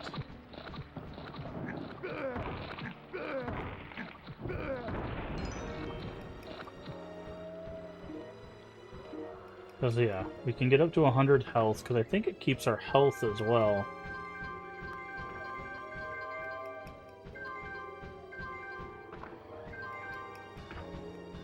And we can't... We'll have to wait a little bit, because we can't leave while transformed. Okay, so we need to check to see.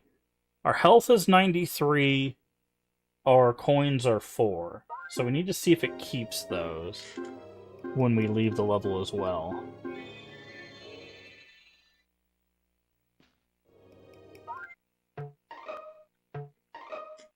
So let's see what happens to our stuff when we do that.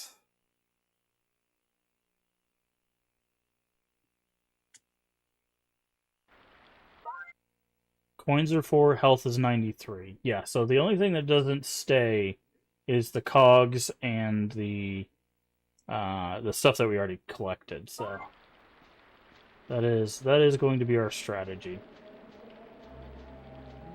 Alright, I think I'm just going to try to get up to 10 lives. That should be, unless the last area is just an absolute dumpster fire, that should be enough lives to carry us to the end of the game. It might be overkill, but I would rather have too many lives than not enough. And they might give us some more coins later on to give us more lives, but that's fine. I'm just going to go for 10. So it'll be a few runs of this, but so I do apologize. I know this is probably not the most interesting of gameplay, but as you can tell, this game is a little cobbled together.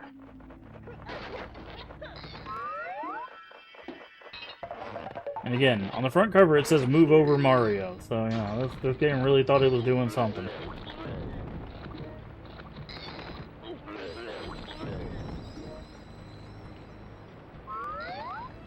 But it was the bee's knees, as it were.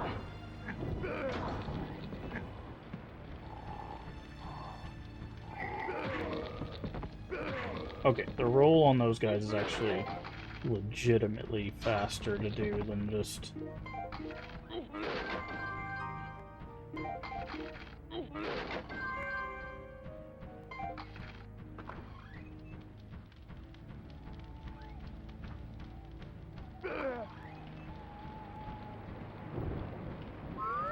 that. I'm curious, maybe we don't have to grab that, but...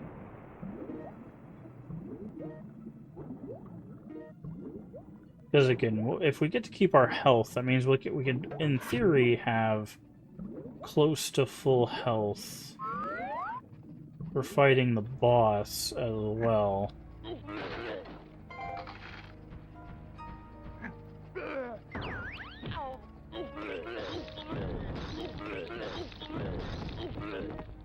Okay.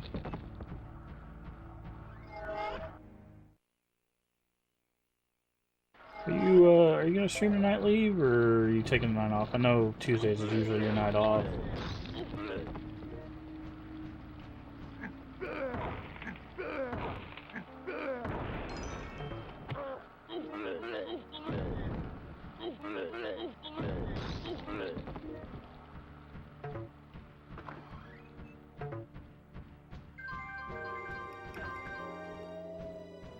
Grab this. Thank you.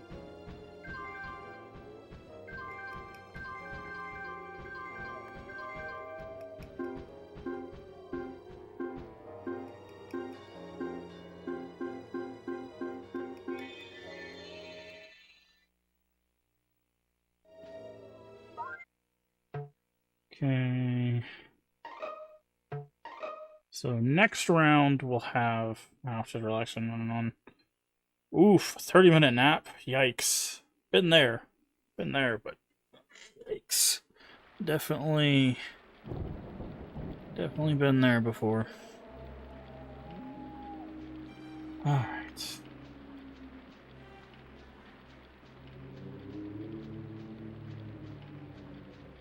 Well, hopefully you can get some rest tonight.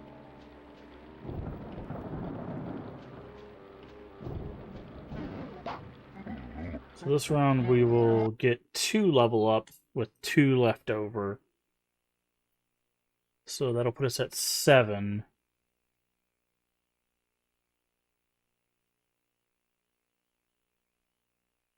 And then we'll need to do 2 more rounds after that.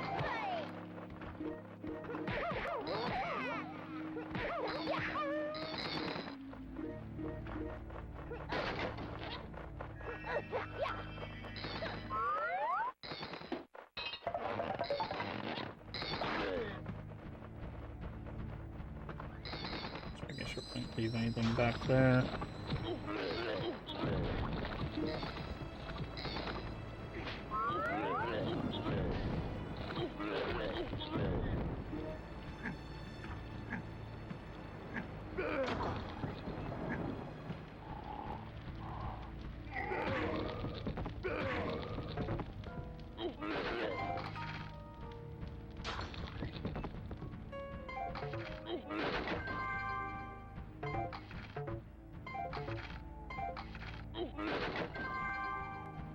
Okay.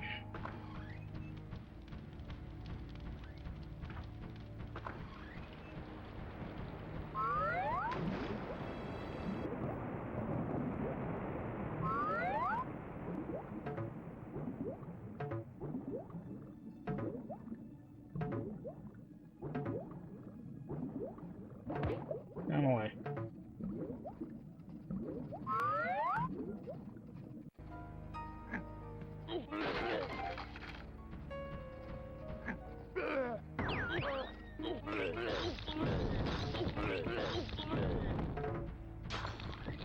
And now go in here.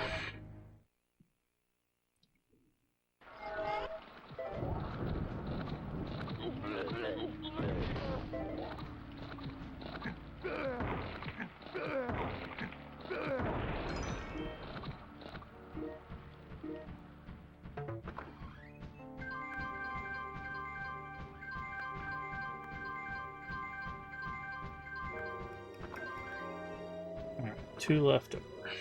Alright, so now we got the timer run out. Oh, man.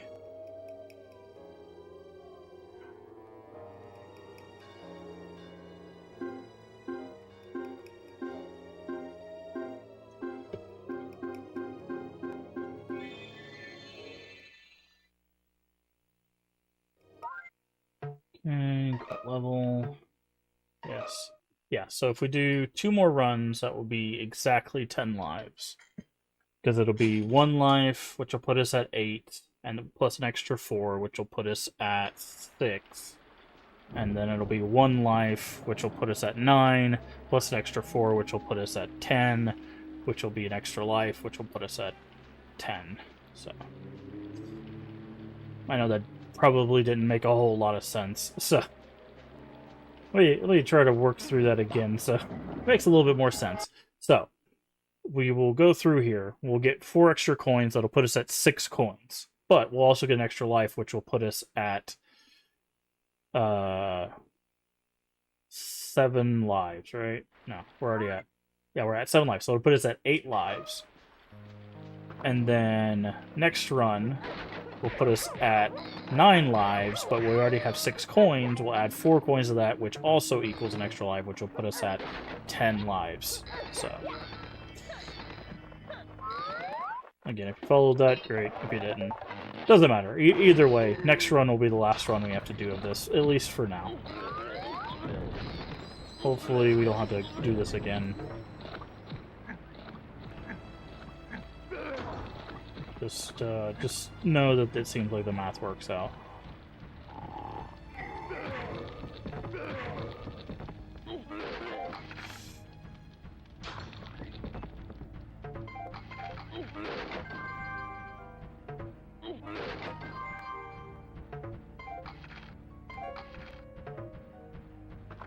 It does seem like the math works out.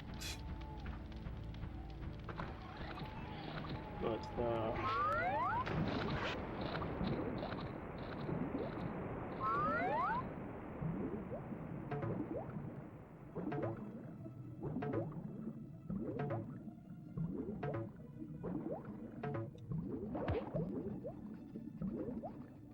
probably don't need to grab that one there, but I grab it just in case something slows us down.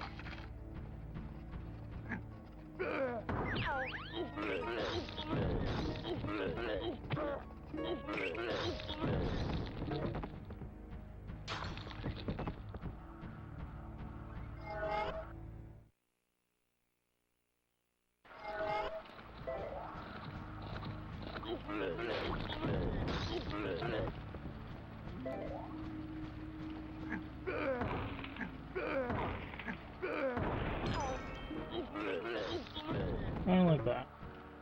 And again, once we break that hole, it doesn't really matter. So now we're at 8, and we'll have 6 left over. So now next run, we'll get 4 coins, which will put us at 9, and then we'll get the 10 coins in here, which will 10 lives. How's it going? We're having to farm lives because it's 1999, and this game has insta-death pitfalls. So that's how it's going. Worse. How are you doing today?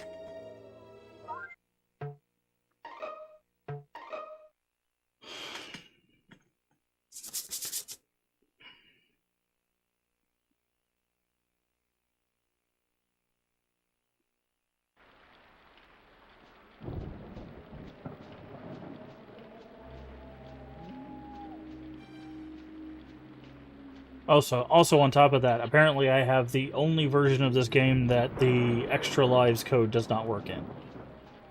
Everywhere I look, it's like, hey, put in this code. It's also the big head code. We get a big head, we don't get extra lives. So, we're doing it old school. Mentally preparing for a new job on Monday, finally come. Nice! Congratulations, that's really good to hear.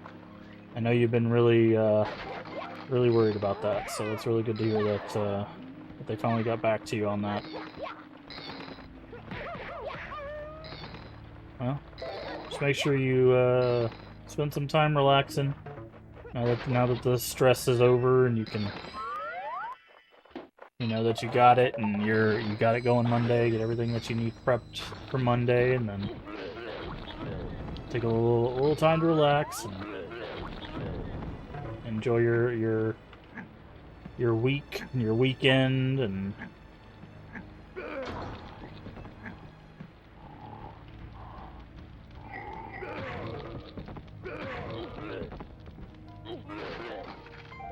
got the time off now because because work is coming. Yep, that's exactly it. Yep. So we'll get these coins. We'll get these coins. Now we have 9, and then once we get into that secret area, we'll get all 10 of those coins. 10 lives. Then we'll leave. We'll save. Go fight the boss of that area. Head into the last area. And hopefully we can beat this game tonight, because I don't think this game is bad. I think it is a product of its time and just doesn't have the best features.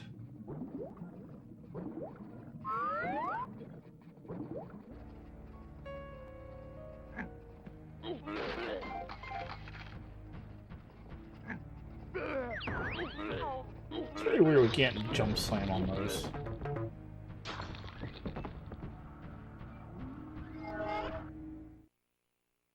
All I know is my weekend is going to be chock full. Path of Exile 2.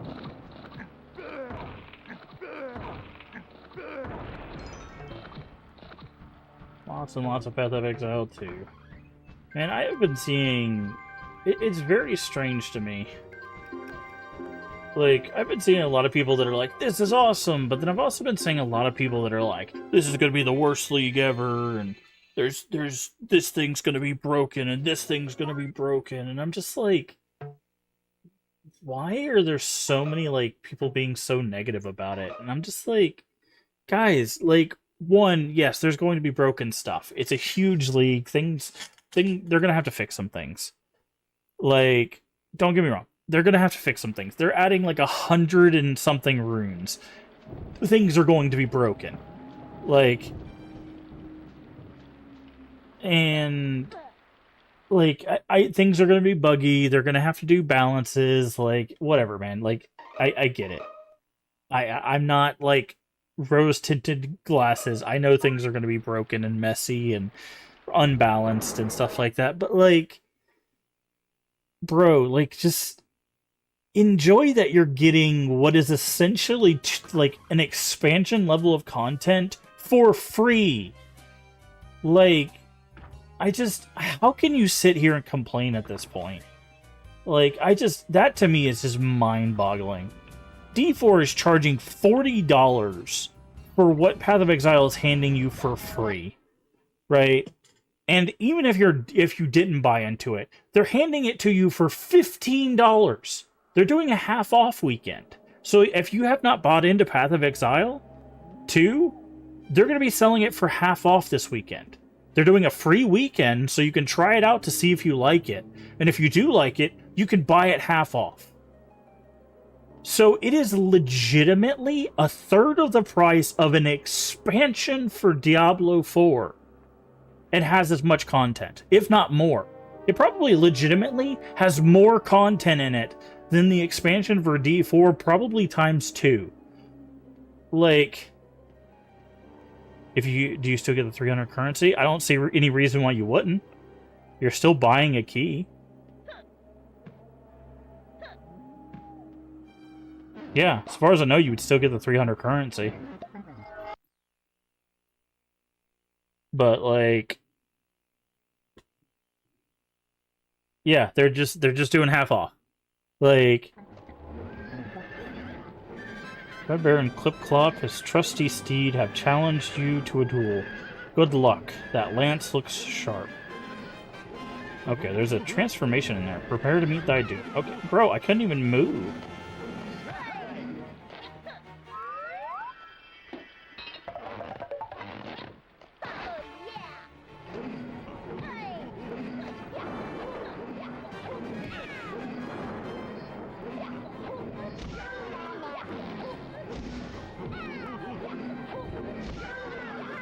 Okay, do I just need to, like, circle this guy?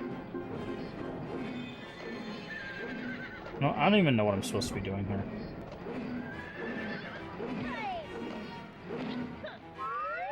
But yeah, like...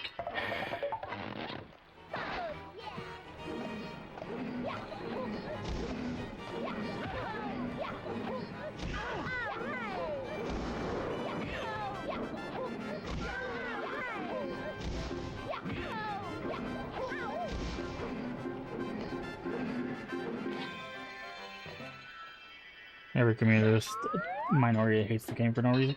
Well, like, my problem, my major issue is just, like, there's, like, at least come up with a reason for it, right? Like, tell me what you're complaining about. Like most of the time they're like, oh, they didn't fix this build, and it's like, they literally said, hey, we're going to release this and do constant updates from this point forward, from now until release, like 1.0 release of balance patches. What do you think they're going to be doing? Right? Like... I'm not sure it looks quite right, old leader. Well, I can always let it out a bit at the crutch. Why is this so No, quiet? I mean, it doesn't match the other one. The other teddies all laugh. No, bad, wicked threadbare. Vanity is a sin. But master... Enough! Sew your own leg on. Wow. Rude.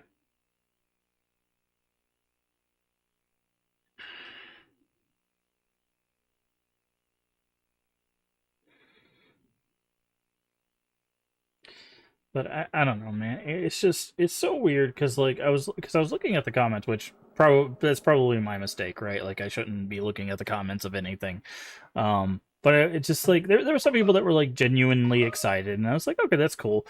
And then there was just like, this is gonna be awful, and this is gonna be broken. And it's just like, okay, one, the thing that I don't understand is like, you do realize like you don't have to engage with other people in this game, right?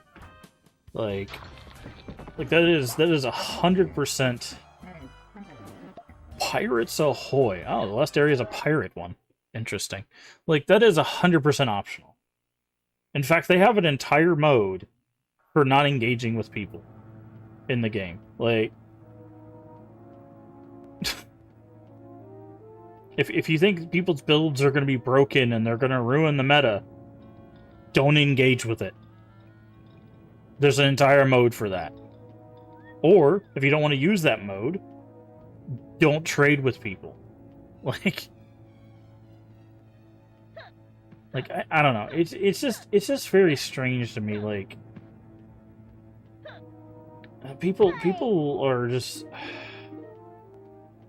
I don't know, man. It's weird that like they are obviously putting in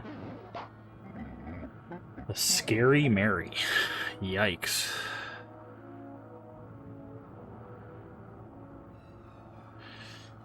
Like, they're putting in so much effort, like a lot of effort for this update, and people are still complaining about other stuff. And it's just like, guys, one, like, let's wait until we play the thing, right? That's how I am with basically everything at this point. Like, let's wait until we play it. And like, if we play it and it's like, okay, no, this stuff is like legitimately not working, or like this is super unbalanced, whatever, like, then let's start having those conversations. But like, if it's one of those things where it's just like, okay, no, this stuff's fine, you know, okay, this thing needs to be fixed or whatever, like, whatever, but like we have, like, people are just going off of theory crafting now, right? Because there's stuff that, like, we didn't even know wasn't working properly until the patch notes. Like,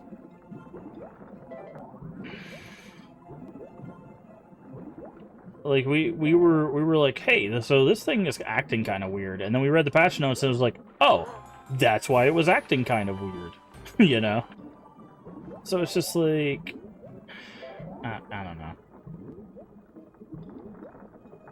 It's just weird to be automatically against a thing because they're like, oh, this thing's gonna be broken. This thing's gonna be broken. It's just like, again, there's no PvP. I don't think there's PvP. I mean, there might be PvP in the game because there's PvP in Path of Exile 1, but like no one plays Path of Exile as far as I know for PvP, right? Like, so it's just like, if a build's broken, like, if it's super broken, they've already said that they're gonna fix those. Like, if something is, like, unintendedly broken, they're gonna fix that. They already said that in an interview. Like, out of the game director's mouth, he already said he's going to fix that. What am I fighting? Oh, I'm fighting dogs. Oh, I don't like the sound they make, man. That's not good. But I don't know, man. I guess I just. Your brother plays on PoE? Really?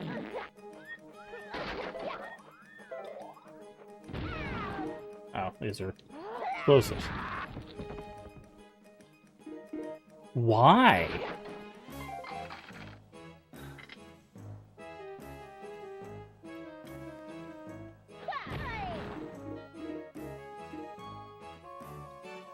Because he hates PvE.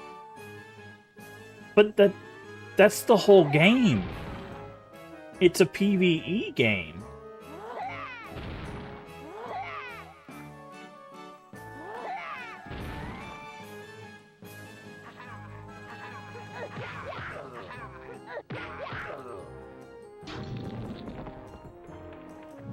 I mean, to each its own. Like, you know, play game however you want to play it. Like, I'm not. That's wild to me. Again, like, play it how you want it. As long as you're having fun, dude. You should, you know, play whatever. But like, I don't know. ARPG kind of sounds kind of. Again, yeah, it's whatever, man. But like.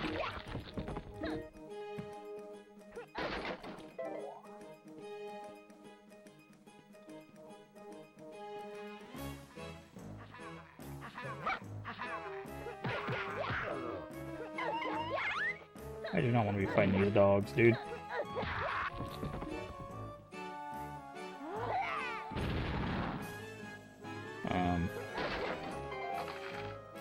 Okay, I need to keep eyes out for dream keys, but I don't know. Like, I guess it's just like I want to be with communities that are not like, what's the term for it? We're basically just like. Every time something changes, it's doom and gloom, right? It just like it feels like every time I find like a multiplayer game, everyone's like, the world's ending, everything's awful, you know. It's just like, why? Also, these birds are legitimately trying to poop on me. If you haven't caught that, that is definitely not something I wanted in my video game, but.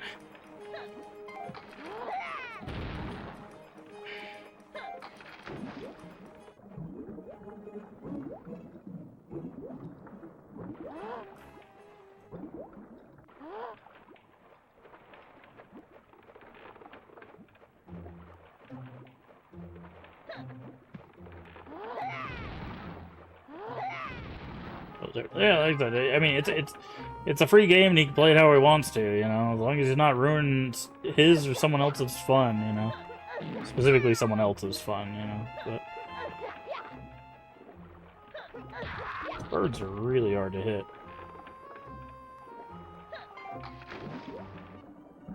It's the eternal. It's over. We're so back. Yeah. I don't know, man.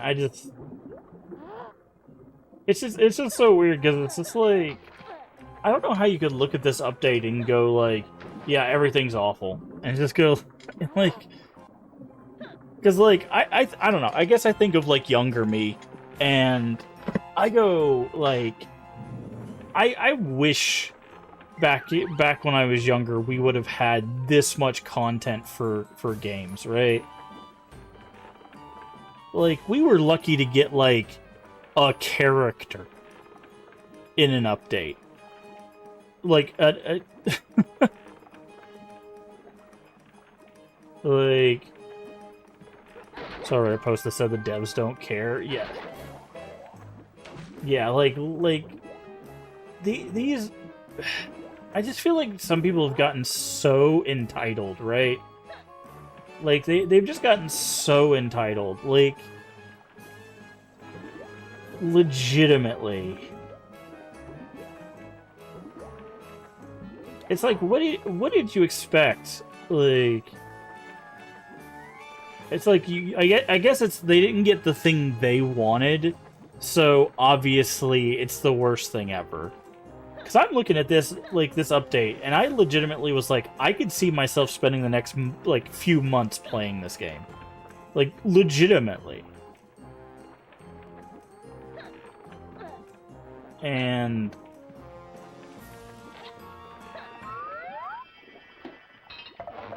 like the fact that people are just like, oh yeah, there's nothing good from this update.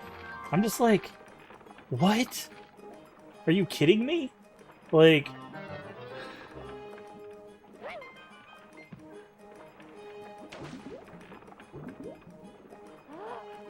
again, I guess it's just a different eras thing because, like, the thing I think of, and maybe this is my mistake, but like, think back to Diablo 2, right? We got Lord of Destruction, which added one act and what, 2 character classes, right?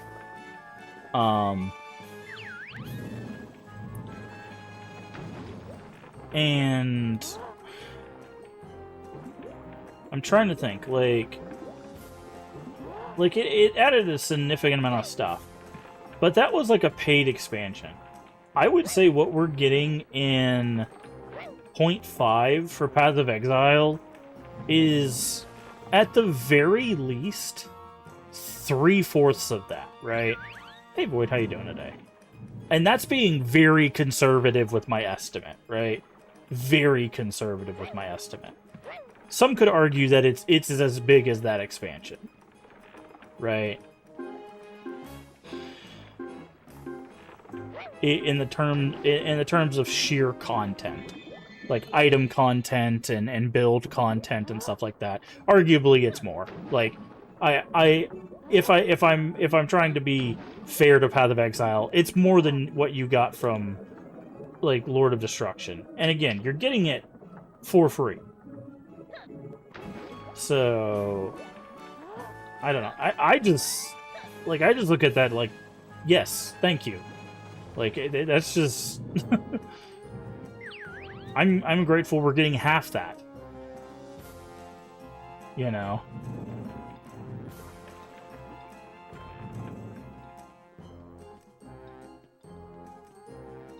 Like like in all honesty, they could have just dropped like the build thing, the ability to import builds, and I would have been happy.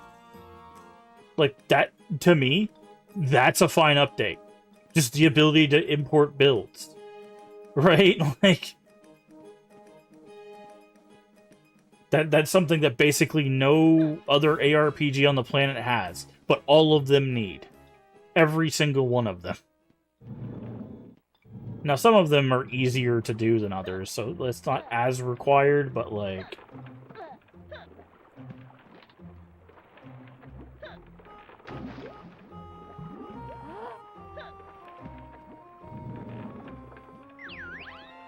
But man, I don't know. Like I said, I just don't know how we've gotten to this point where someone can look at 0.5 and go, yeah, no, this ain't good. Are we looking at the same thing? Like again, I understand. It's not going to be perfect. There's going to be issues with it. It's going to be unbalanced. There's probably going to be broken things. I mean, there's assuredly going to be broken things. 100% going to be broken things. Broken in both the balance sense, but also in the literal sense of, like, it does not work right. They're adding a bunch of skill gems. They're adding a bunch of supports. The rune system, like... Things are gonna be legitimately not work, right? I'm fine with that. They'll fix it. Or they'll remove it, right? Like, if it's just not, like... If it's just not doing what it's supposed to, they'll just take it out of the game. Until they can either fix it or figure out, like... Why it's... why it's not doing the thing. Was there just a pirate in a box? That's strange.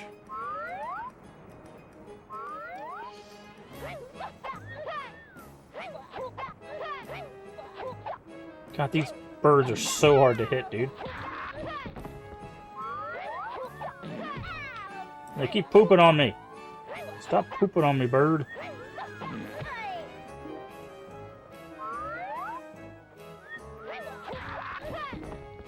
Are they gonna keep summoning those? No. That's my day. Everyday bird poop day.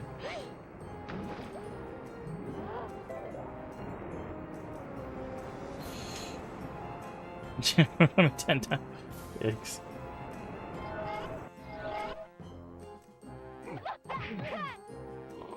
Oh. Wait. Did the ninjas versus pirates debate exist in 1999? I just thought about that. Because we have ninjas versus pirates going on right now.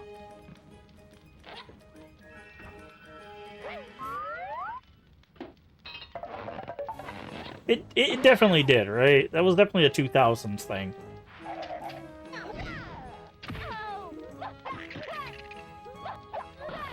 It doesn't exist. No, it really wasn't that big of a debate when I was like... Maybe it's always been a thing? Maybe. But I remember it really was like a big thing for like a few years.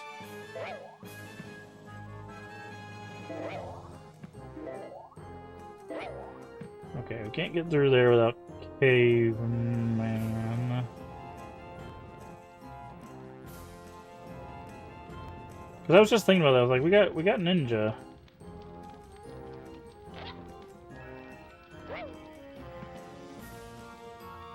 Someone was writing that argument hard in the 80s when it got big 2000 again. He was like, yes, my time. Yeah, probably.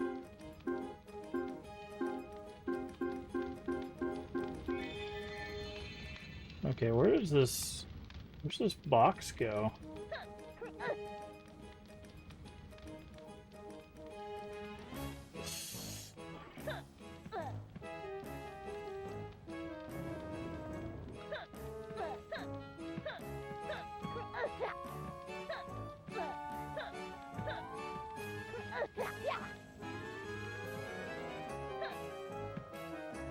I thought maybe one of these was like open or something, but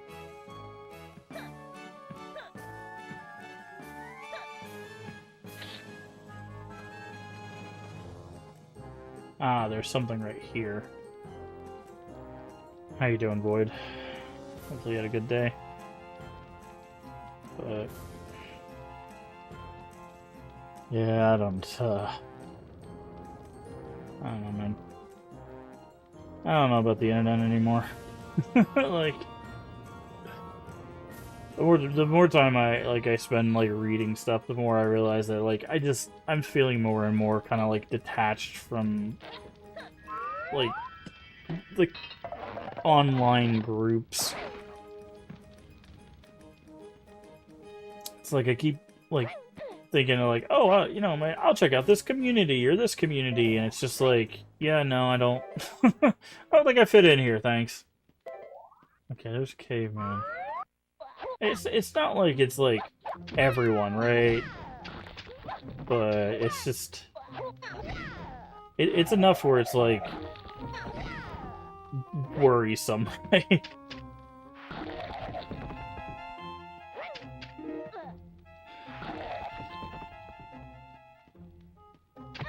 Are there just infinite crabs? Is that where we're at now?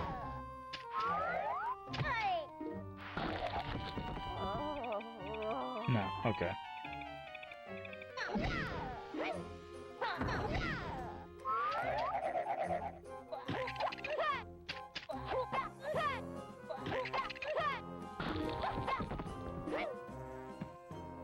Okay. So, in the water's probably... Caveman.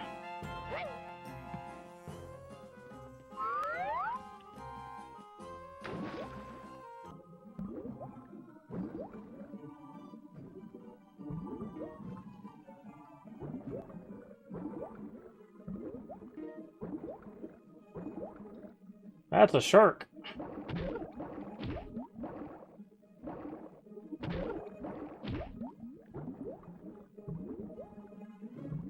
I can't see anything, dude.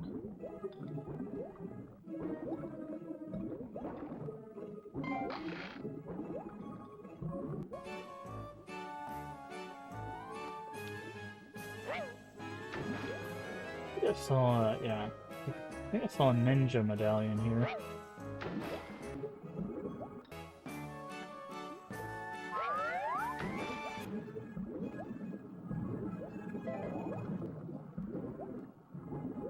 I also saw a teleportation in the boat back there. But I think that's why I'm trying, I guess, harder this patch to find like people to play with or people that are interested in talking about Path of Exiles, because I'm looking at the like groups at large and I'm just like, you know. They're just not my vibe. I don't know.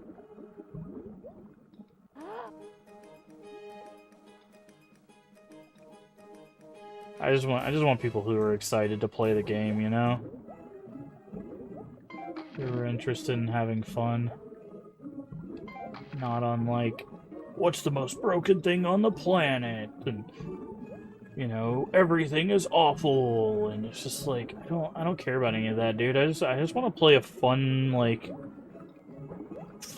thing and have a good time with people who are also playing fun things, you know.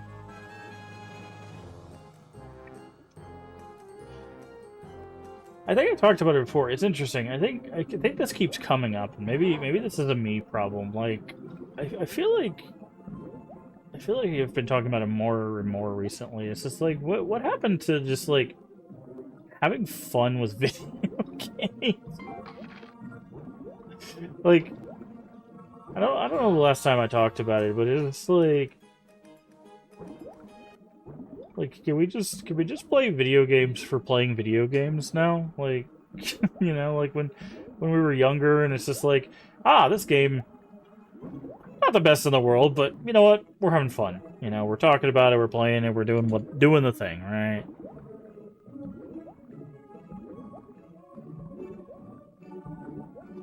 But I don't know. Everybody's just.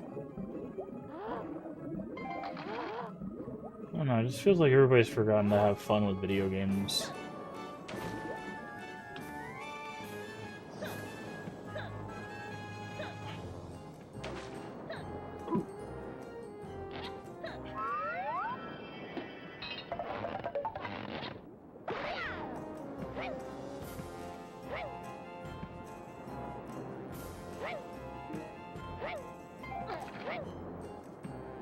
Maybe not everyone. I think that's a gross generalization, but there's a lot of people that just forgotten to have fun with video games that I've been noticing.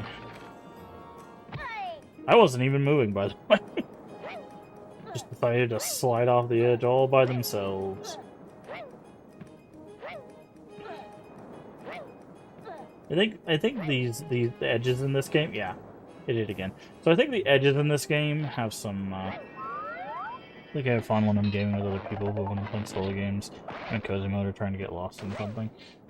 Yeah, I don't know. Like, for me, like, I think what I like to do, like, the reason why I like streaming is, like, I like having conversation. I saw that dream key. Is that the first dream key we've got? Oh my god. No, that'll be the third. Right? Yes, okay. So only missing one dream key, thankfully. If we can find that, I'll be very satisfied. Like, I like streaming because I like talking about the experience and stuff like that. That's why I like solo gaming and streaming. I like doing things co-op. It's just, I don't know, maybe I just have a, I don't know, just an abrasive personality or something, but I just don't do it that often.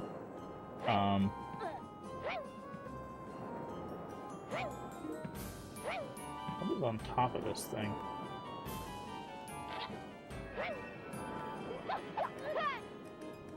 But, okay, so caveman's right here. There's a chest all the way out there.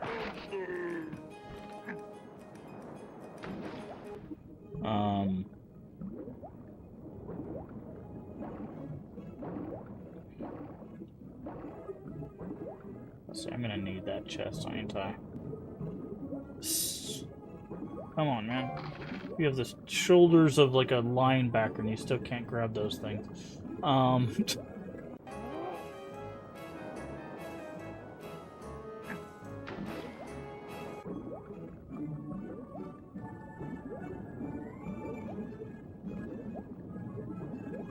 Same. Yeah. Same. Yeah. But I don't know. I think what it is like, I feel like some of it stems from, like, there's this like almost incessant need because of how society is now, where there's like this almost incessant need to like perform or dictate your thoughts.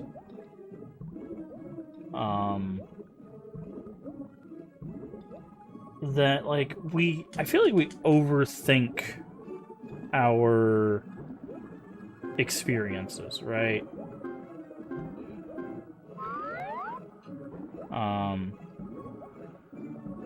Like, and I think it's just symptomatic of like the world we live in now. Like, because if you think, like, at least for me, when I was younger, I didn't really think about like gaming experiences, right? I just played games. But as I got older, like, I think about them more. Like, I think about the mechanics of the game. I think about the like story of the game. I think about the characters of the game. I think about, you know, like, I'm thinking about the parts of a thing. Now, that part of that comes, I think, from getting older.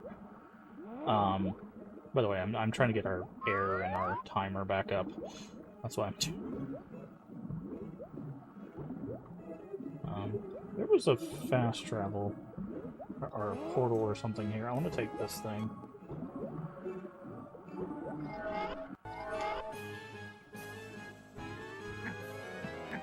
Ah, that's what's up here. There's the last dream key. Oh, well, it's a good thing I checked that, huh? Otherwise we would have missed that thing. But, you know, I think part of that's getting older, but I think there's also, like, especially with streaming, like, there's that there's that need to be like, hey, let's. I have to know all these things, because I was thinking about it when we set up that with the tier list channel. I was thinking about like, you know, like do we actually overthink our experiences? Maybe, right? Because when I was watching you play Silent Hill F, right, and we were talking about like how to get the endings, which I won't spoil here for anybody, but we were talking about how to get the endings. There was a point where you were like, I'm just gonna go in the house. And I was like, you know, I wonder if like we do that because we want to experience a thing, but like there's too much pressure to want to do that, right? Because we know we have... Why can't we go that way? Like, we have people around us who have experienced a thing, and we want to be a part of that, and... okay. Well, that was not what I wanted to do.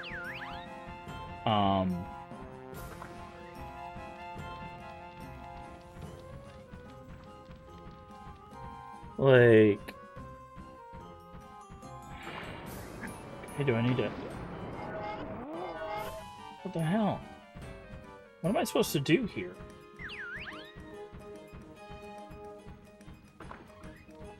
Am I supposed to take the ninja? No, because I can be the ninja out here. All the way back to the tree, realize nothing more ways near the house is supposed to be different. Just want to give up. Yeah. But what I'm... Yeah. But see, what I'm saying is like... It was just like, kind of this like... I don't know, this like realization of like, do I really want to do this, right? And there was kind of like this, I don't know, like if you were doing this and say streaming what didn't exist, right? Say streaming didn't exist and all you had were like your friends, right? Would you still be doing that? Right?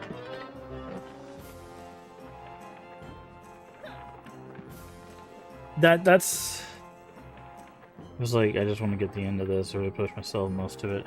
Playing it offline just so I was playing it anyway. Yeah. But I was thinking about that because what made me think about it, and I posted it, by the way, we're missing 8 cogs. If you didn't catch that, we're missing like 8 cog wheels. So I missed an area somewhere. But we didn't miss the dream keys. We also don't have any of the things, but I guess they're all behind that door. They have backloaded things before. But I was thinking about that when I posted about Kuon. And I was like, Kuon actually has required 3 playthroughs. Like, it's required. The only way you get the whole story of Kuon is by playing the game 3 times, because you have to play through Yin phase and Yang phase. Now, you can do Yin and Yang in whatever order you want, but you have to do both.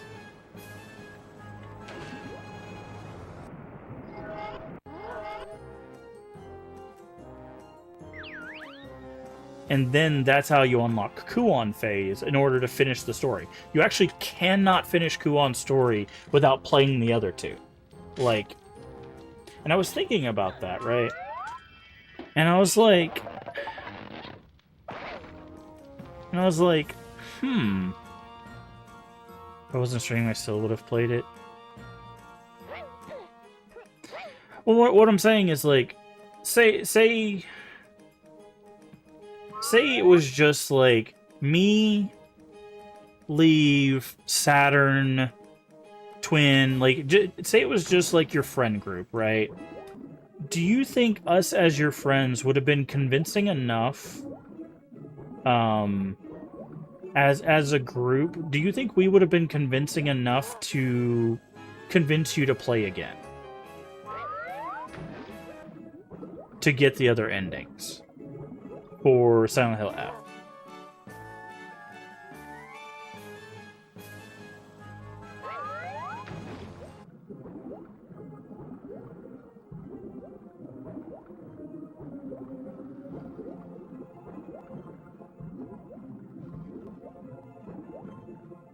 Not at all. The only reason I played is I wanted to feel like you gave it. Yeah, see that's what I'm interested in, right? Like, because like I said, that's what I kind of it's kind of what I realized with Kuon. I was just like, you know, like I feel like there's other games that like really only get propped up because of the way that like media has. Okay, I tried to touch this before and it didn't go down.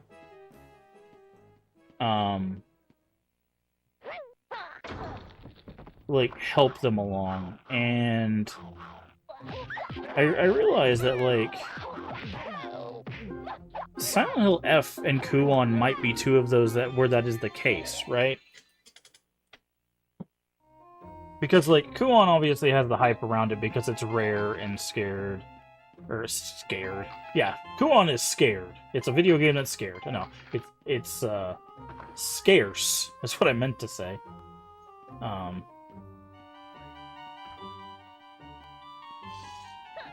I'm here to enjoy the media or fulfill the obligation to the art piece itself. Yeah, well, it was interesting because, like, for me, I didn't even think about, like, not playing it again, right? Like, that was something that never crossed my mind, either with Kuon or Silent Hill F. I knew that I was going to play it again, right? But I was thinking about, like I said, I was thinking about how, like, how much external pressure we accept because of social media, because of streaming, things like streaming, YouTube videos, you know, stuff like that.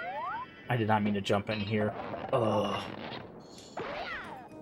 That was a me thing, because if I at least have the additional... This is turning into a dumpster fire right here. Okay. I need to go up here, BK first, and go back down. I didn't at least have the contacts validated to play through. Been good. Yeah. I don't know. It's just... to redeem itself. Yeah. I always slip off that platform. It's very interesting. I'm very curious why that platform in itself is so slippery. Probably because they don't have the hitbox on it correct. But I don't know. It's something that I've just been thinking about recently, about how much like things are either propped up or pushed down because of like external pressures, right?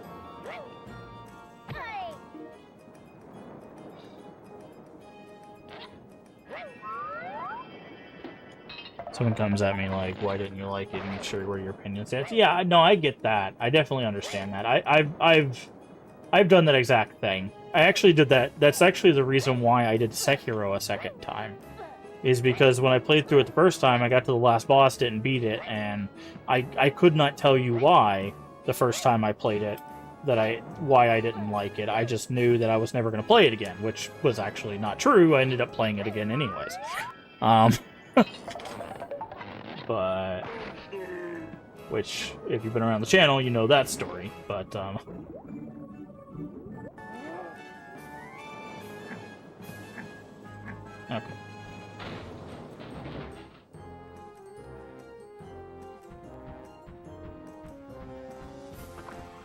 Okay. Go in here. Push this button. Both of these doors unlock. First wink. Did they really put 2 winks in here and then... Wait, that hoodwink disguised himself as a wink. That's the first time we saw it. They saved that until the last area. That would have been a cool thing to see before then, dude. Why? Why would you do that? Okay. Well, we know where the last one is. It's on the ship. But... yeah. Yeah, that's actually why I put that thing, that, like, you know, everyone... I wasn't trying to convince anybody that they should like Silent Hill F if they didn't like it when after the tier list thing.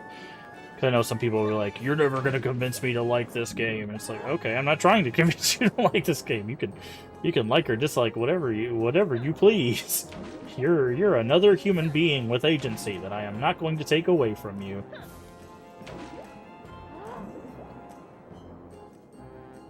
Things I feel were lost opportunities. Box puzzle in school. Doesn't know what a cherry blossom looks like. It's a school, is on their botany book.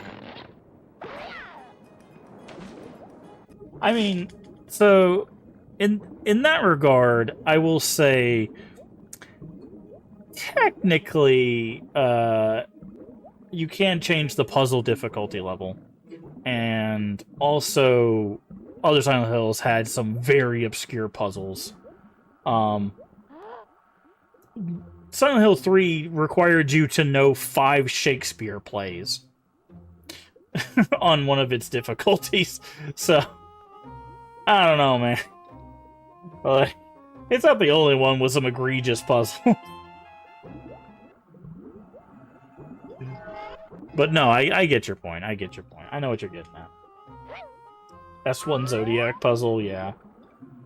I mean, getting the good ending in SH1. If we want to talk about getting obscure endings. Jesus Christ. Go to this random motel. Do this random sequence of events. Oh, you didn't know that the good ending was hidden in a motorcycle? How am I supposed to know it's hidden in a motorcycle, bro? What are you talking about?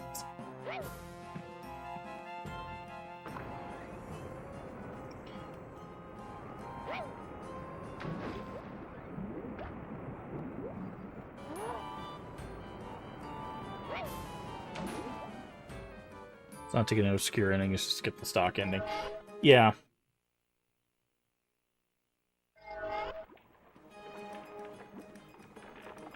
Well, I mean, the puzzle difficulty thing is just to get... I did puzzles on hard first playthrough, but second on easy, you still need to know what a cherry blossom looks like.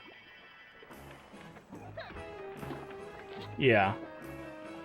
Could you go in the door, please? Yeah.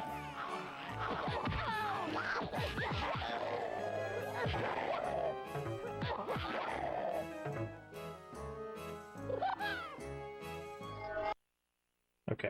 I think we got all 4 things, too. That level was really weird. It wasn't difficult, it was just weird. But... yeah. I mean, again, it's not...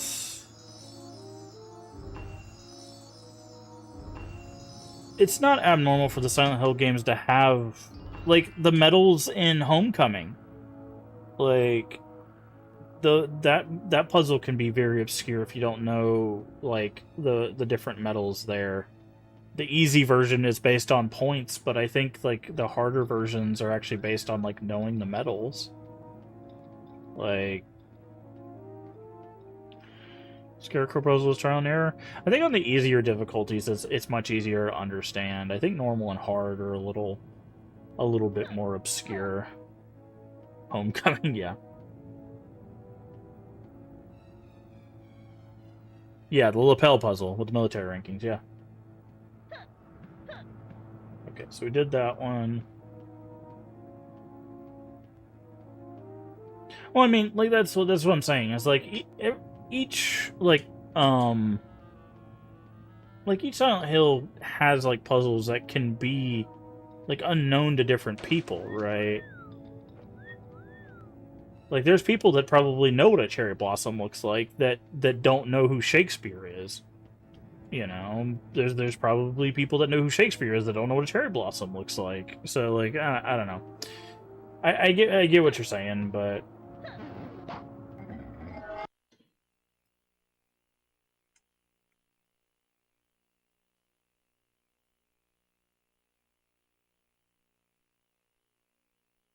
One of the hardest notorious puzzles is actually the bird puzzle. Knowing the different types of birds for the piano and SH1. People were notoriously stuck on that one because you have to know what each color of the birds are and their placements. So, what's the name of this level? I don't know. We'll just try to find the keys. So, but yeah, the piano bird puzzle is notorious for exactly that. Yeah, the piano one. Yeah, the one with the bloody piano, and then you have to figure out where the birds are.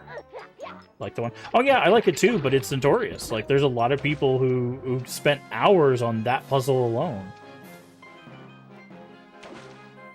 Maybe just an RE girly. We'll see. I mean that's fine too. Like I've tried to actually stop comparing them because I feel like although they are both third person and have like tropes in common from survival horror, I don't necessarily feel like they are really comparable, right? I feel like they have two different goals. Like where RE is focused mainly, especially as the games go on, is focused on like heroic action set pieces.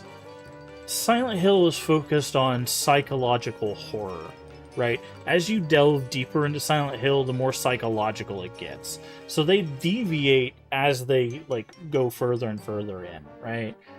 And although I would argue Homecoming and Downpour get more action-oriented in the series. Those are probably the most action-oriented in the series because they have a lot more combat focus.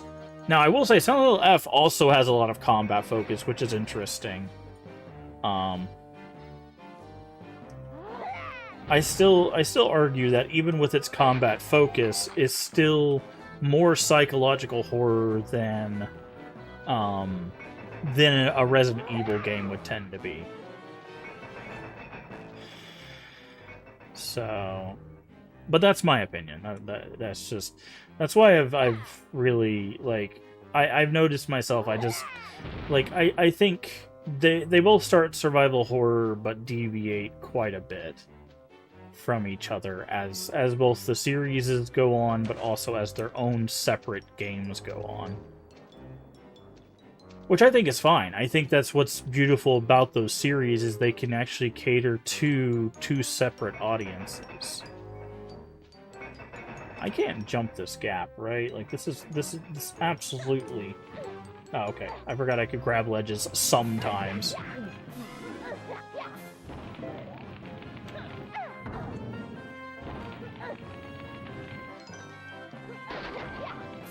Call that a secret, really? There's a big X on the ground, bro.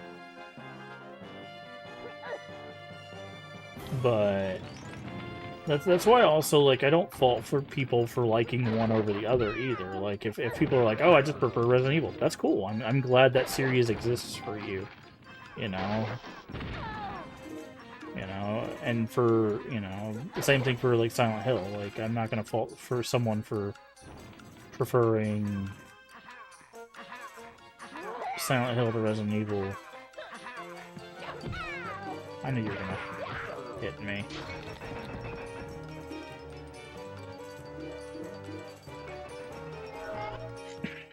And I think it's a good thing to kind of play each one and see what you like, right?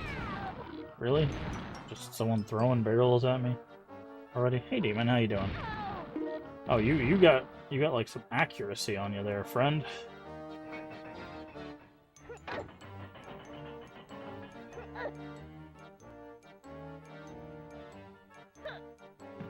Oh, there's a cage around him. I was like, what am I supposed to do here? This is a little...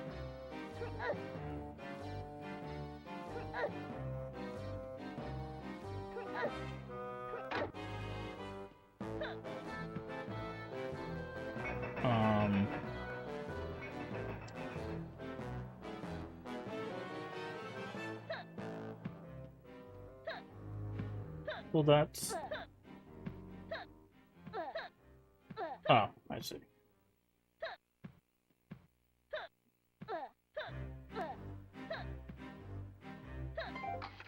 Oh, I need to be the ninja. Okay, so somewhere around here's gotta have to be the ninja power-up. I have yet to see it, but I'm going to need it sooner rather than later. Why? They've started to get really precision with these platforms, and it's starting to get really annoying. Yeah, but you're gonna throw a thing at me, aren't you?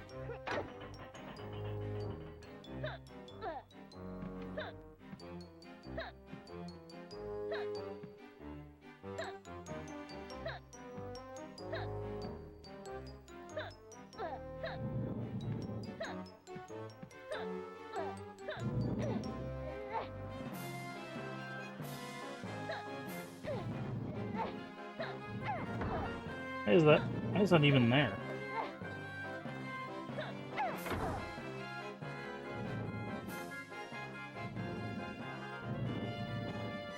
Okay. What does that do? What did that do?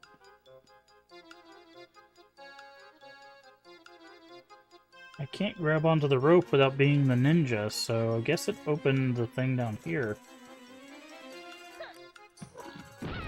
This guy is... He's like 0 for... Okay, there we go. So he's like 0 for 10 right now. Or 10 for 0 or whatever. It's not missed. He is just... Captain Accuracy.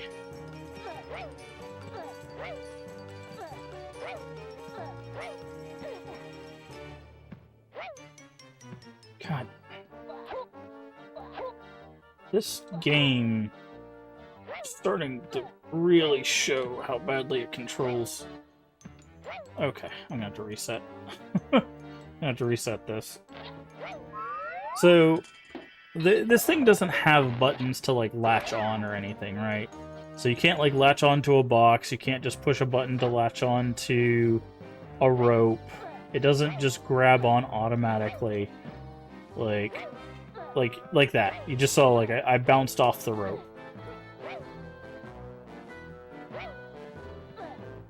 So... you can see how annoying this can be.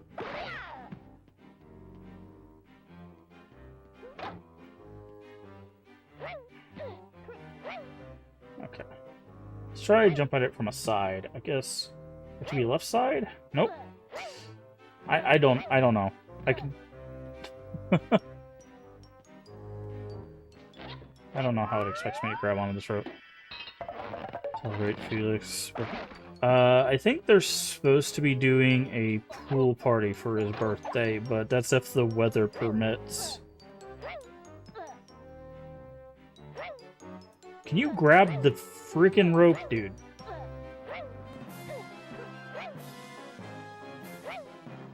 Okay, I don't know what I'm doing wrong, dude.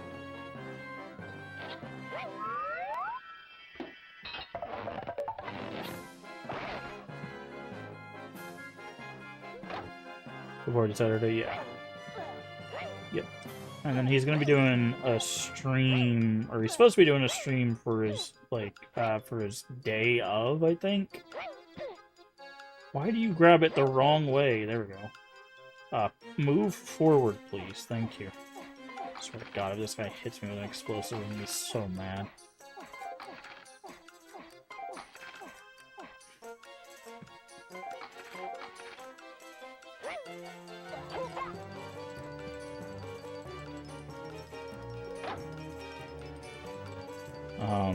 But I think he's supposed to be doing Monday. He'll be doing a stream. I think he wanted to do Silent Hill 2 and then Community Night. That's what he said, but obviously it's all subject to whatever he's able to do. Ooh. Ouch. That was a painful hiccup.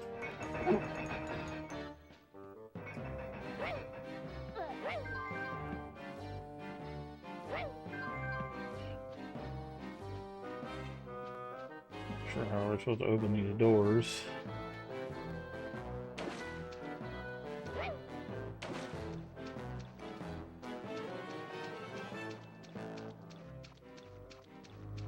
It's very long for a kid's game. Yeah, it's 6 worlds, 3 levels per. So.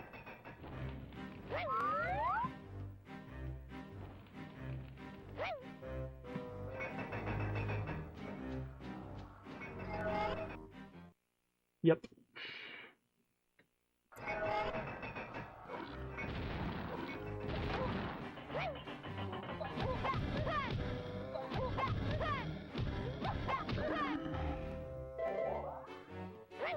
Okay, well, good thing this cage is timed. 6-1 is actually birthday. He's gonna do a B-Day string up 6-2. You're bowling 6-6. They're gonna hang out here for anyone that didn't get to hang out. Yeah.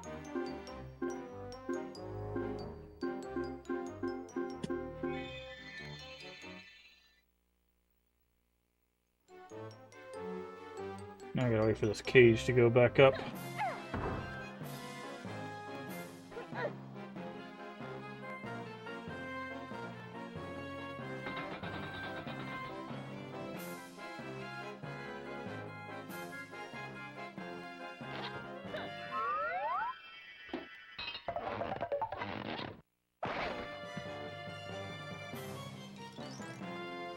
Okay.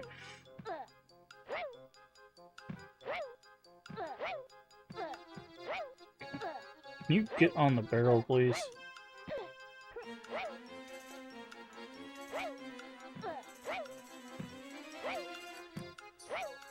Okay.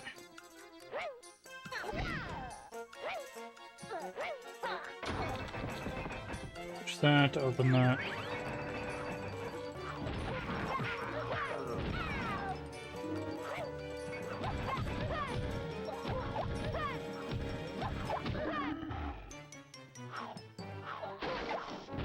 Thanks. More bombs. That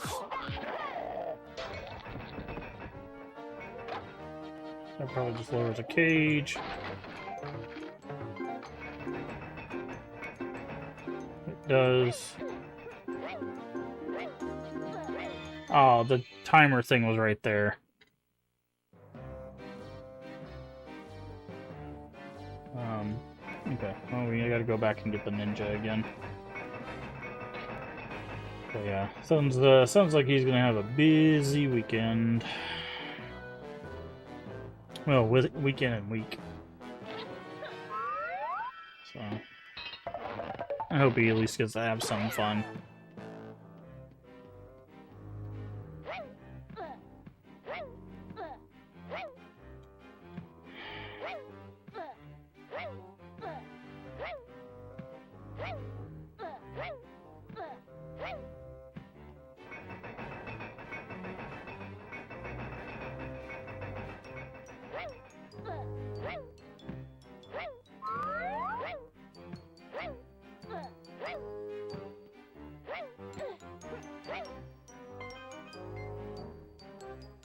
I hadn't thought about how he probably can't wear bowling shoes. Could he wear like compression socks under, like, in the bowling shoes? Would that like work?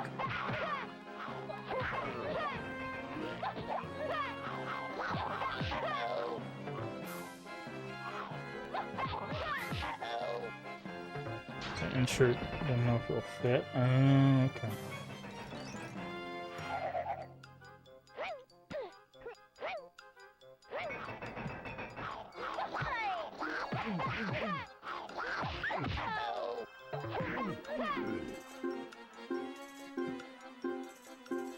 Oh, no big deal. Well, I mean, it's kind of weird to go bowling and not be able to go bowling, right? Like, I feel like that's a little bit of a... Okay, one of these barrels has got to have a switch underneath it.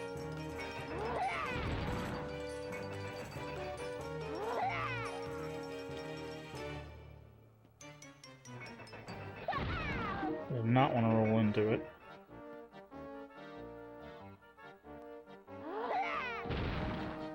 Not adoption line. I mean, yeah, but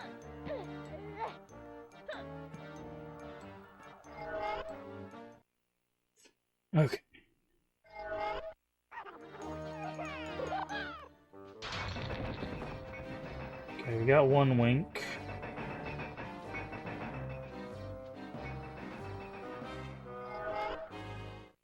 You're in a bowling league once? Didn't know that. That's kind of cool.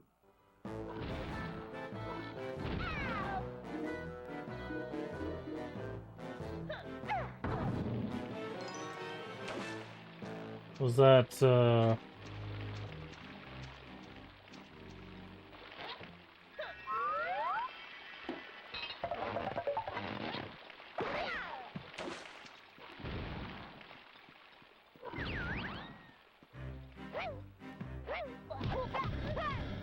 was that like... I'm assuming that was as like an adult?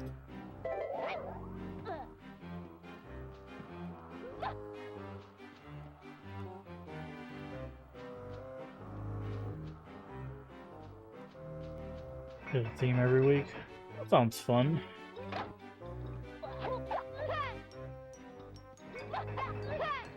Why is our frozen monkey there?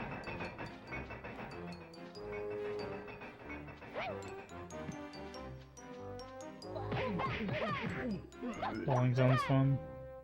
Yeah, bowling's pretty fun. I was we're really good at it.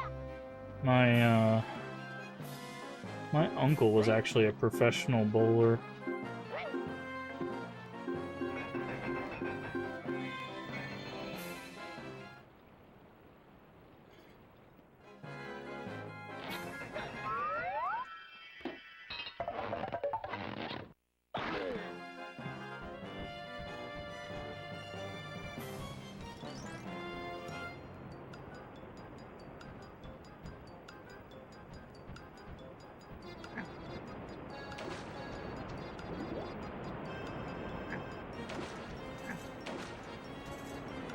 Better at Topgolf. I am, me and sports, couldn't really happen because of, my heart issue, but so I've never really been, never been a sports person, but I think I've done Topgolf twice with friends.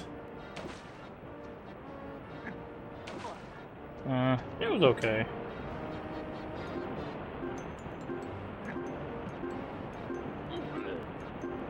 Yeah, like I said, my uncle, my late uncle, he passed pretty young.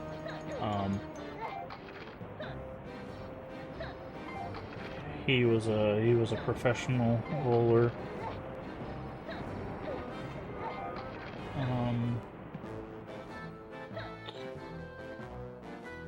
And then, oh, hello, Drinky. Okay, that's 3. And then, I'm trying to think if anybody else in my family did sports. We were mainly a military family, so it was not...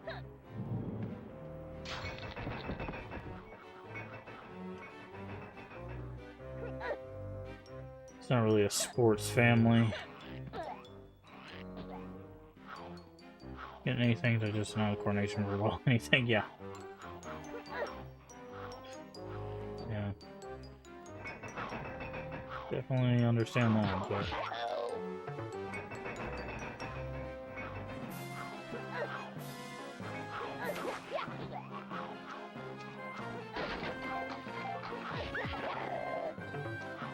at least I can cook and serve. Hey, there's our last key. Alright, so if we can find the wink, we can get out of here. Okay, we need something to jump by. Any of my sports selects, what one might call.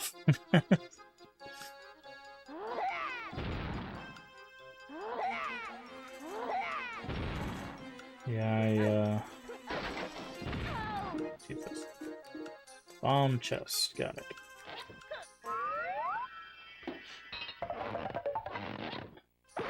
Yeah, like I said, I couldn't do sports for physical reasons, but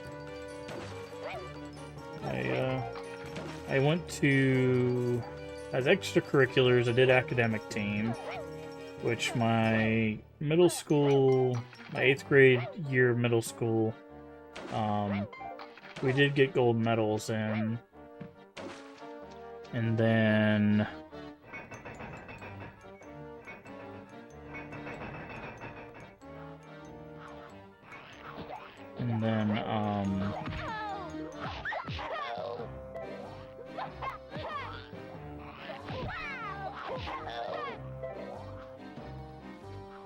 trying to think. I did like one night of Boy Scouts. That was basically it. That was all I needed to know I was not doing Boy Scouts.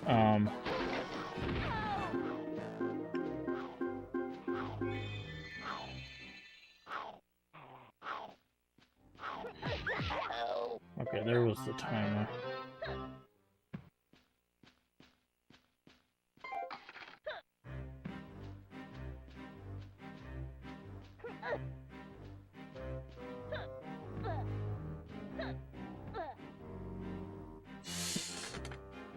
You're good at sports involving bowls. I'm pretty bad at doing. Yeah, how am I supposed to get out of here?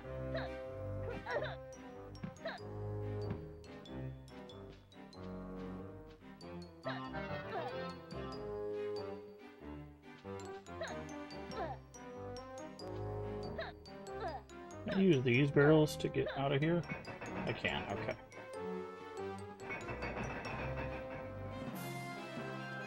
Balls that get thrown around in the air. Oh, yeah. And, I mean, there's some people that throw bowling balls in the air. Yeah, in the face of the bowling ball. Someone's going in jail for attempted murder.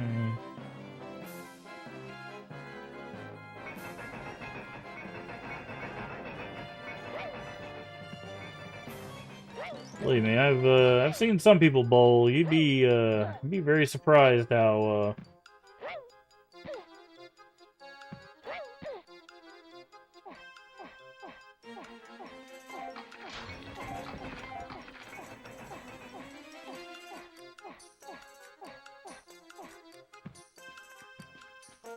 we have all the dream keys we do, it looks like. So if we can just find the wink, we can get out of here.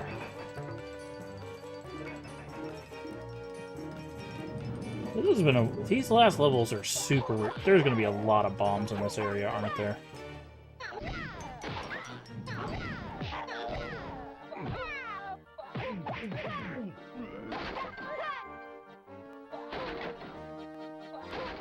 No, there's going to be a lot of pirates and boxes, though.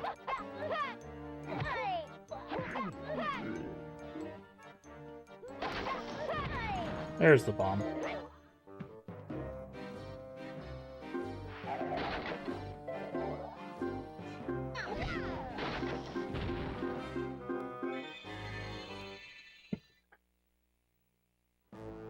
You'll have a free card that evening.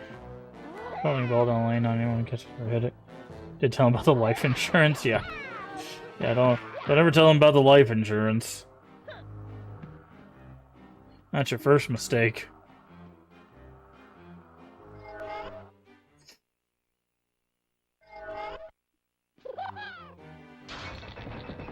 Level finished. Perfect. We got the winks and the keys.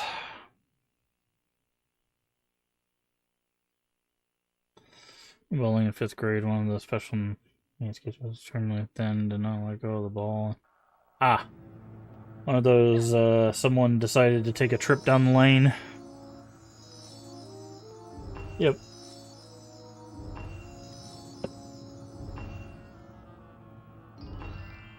Yep.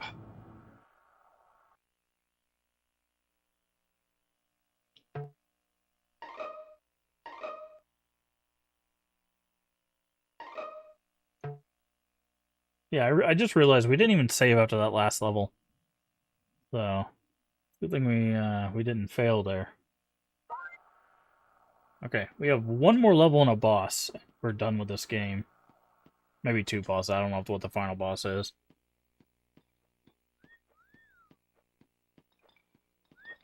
Okay.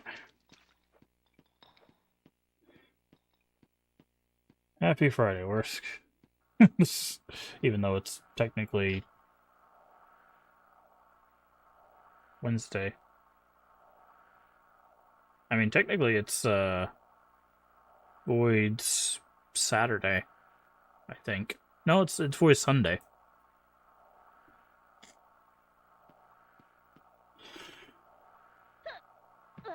Yeah. He used to pretend he was a Power Ranger, kept a pencil in his sock, and used to play it like a flute thing. Oh, the Dragon Zord dagger. Oh, what is that thing called? It had a name.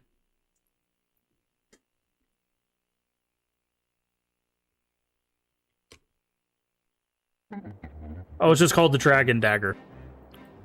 What am I talking about? It's literally a kid's show. Of course, it was called the Dragon Dagger.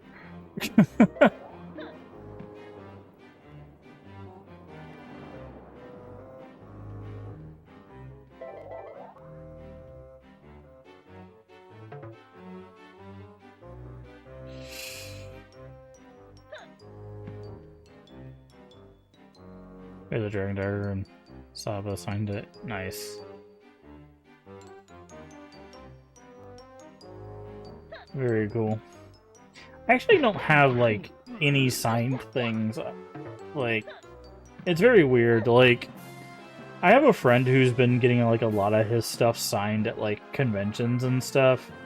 And, like, I feel like I should do that. But, like, the other part of me is, like, I can't walk conventions.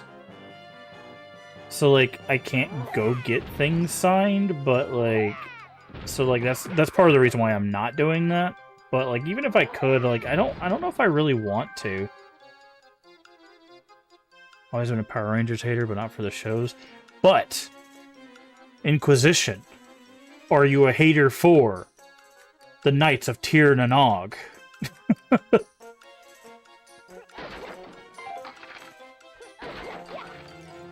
You 8x10s, the rest of their signs were for me. Used to love when I was a kid. By the way, if anybody knows the Knights of Tir na Nog.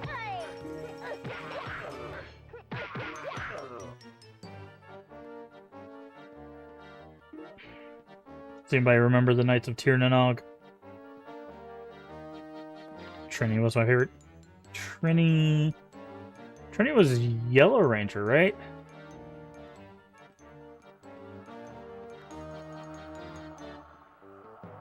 That was so she's the original Yellow. That's what I thought. I was like, Trini was the Yellow.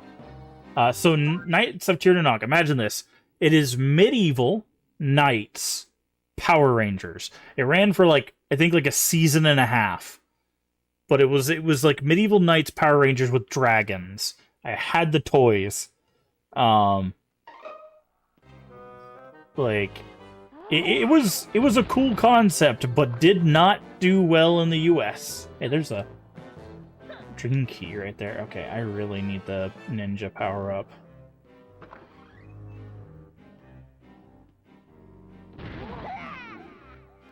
That dude just blew himself up.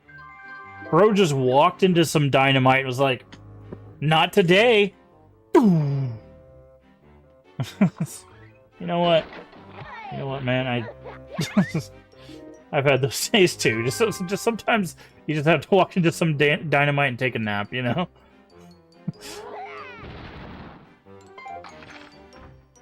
Hey, Power Rangers because I was super into Godzilla Ultraman, but got bullied because I wasn't into the Americanized version. Hey, if anybody hates on you for Godzilla and Ultraman, I'll fight him for you.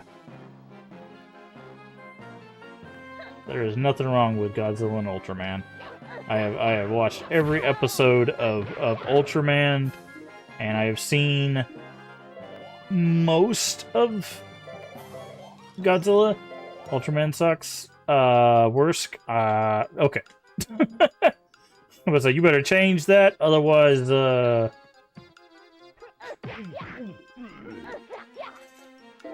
Look at this, Martin. Marketing.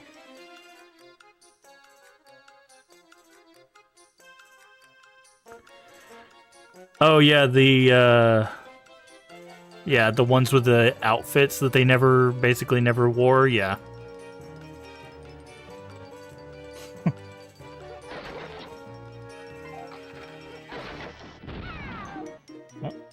bombed.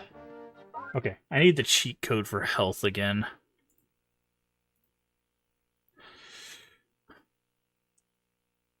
Because that is the only cheat code that works for us.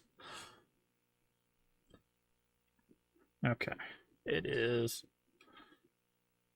right L1 up, R1 L1. There we go. At least we can get our health back. You know what's funny? Have I told the story about how, like, that's what ruined gaming? The whole, like, 4 girls, 4 boys thing? Have I told that story? Like, that marketing?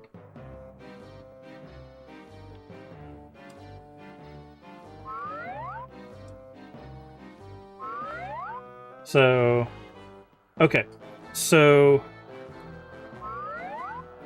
in when games were being established after the market crash in the 80s, 2 companies came out of the video game crash, which was Nintendo and Sega, right?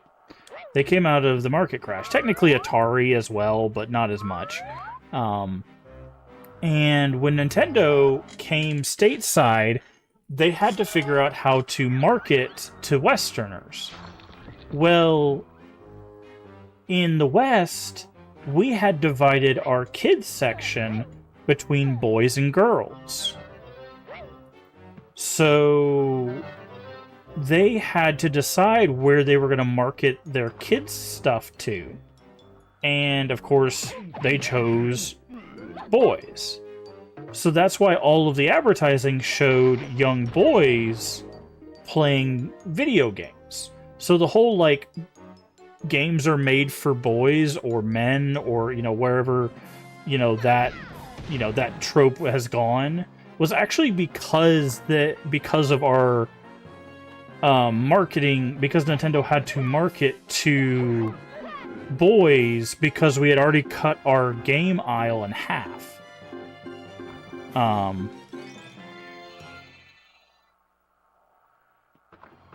But that's why that happened. Essentially, they were like, okay, well, we can't market to both sides of the game aisle. We have to pick one, and they chose the boys' side.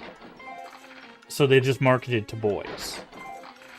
And basically, that stuck. That's why there was always the assumption that video games were for boys. That's why if you go back and look at 90s and 2000s advertisements, up until like 2005-ish, most of those advertisements have boys in it, right? And it's because that's what they thought they had to market to. Because they couldn't market in the West. Because games were not marketed to a gender demographic in the East. They were just marketed. They were just games. Like, they had whole... Like, Sega and Nintendo just had whole areas where they just had games. You would just go to get games. They were not gendered. But in the West, they were. Girlfriends that play 764 you. Oh, yeah, no, like, since... I want to say since, like, the 2000s, basically most of the demographic, like around 51% of the demographic has been women for gaming. It's been like that for a very long time. But the marketing has made people believe otherwise. That's the problem. Is everybody what people see on their TVs and stuff, and in stores is what they believe to be true, right? So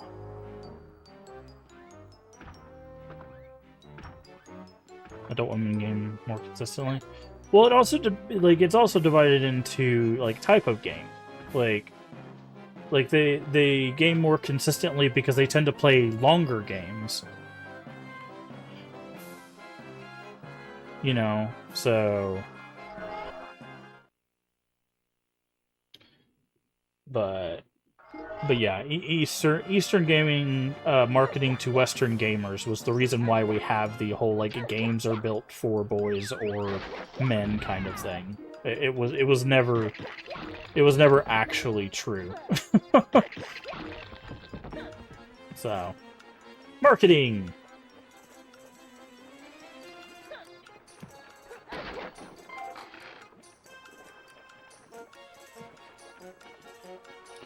Go through phases again.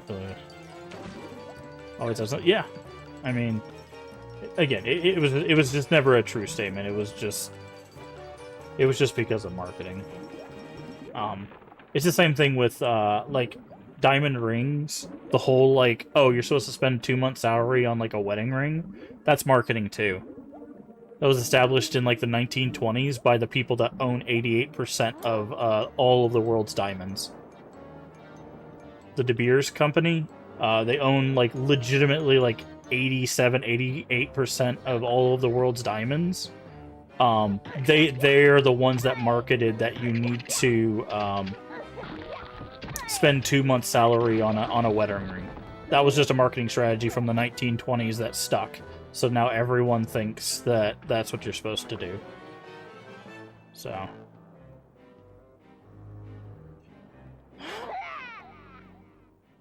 Also, what is it? What do you call, what's the term for bad breath?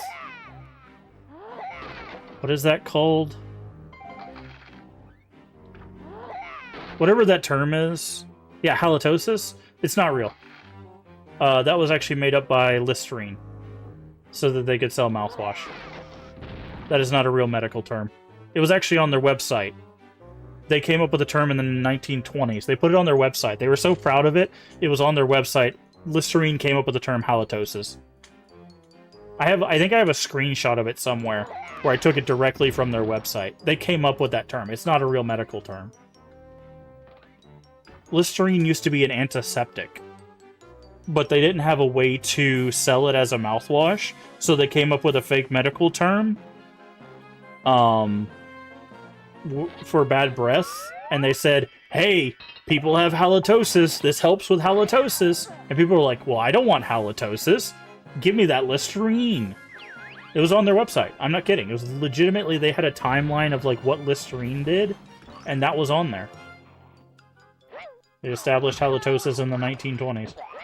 But yeah, people don't realize like a lot of the stuff that we have as like mainstays in our in our world, a lot of that came from marketing, not from like actual established things.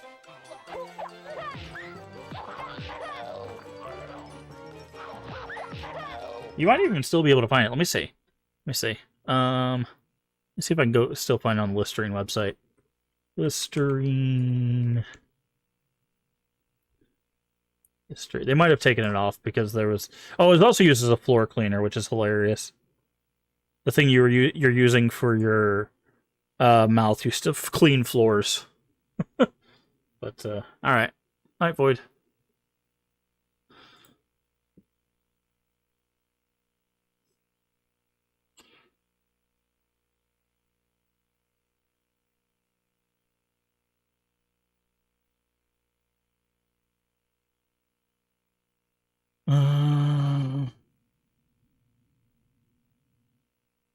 Yeah, 1879 is developed as a surgical antiseptic, which it's not called.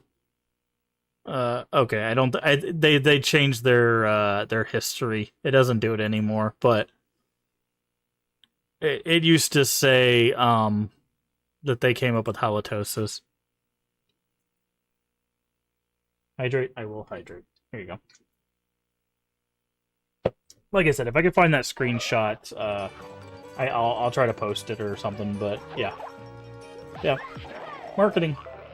People have been tricked by marketing for decades, and it's very sad.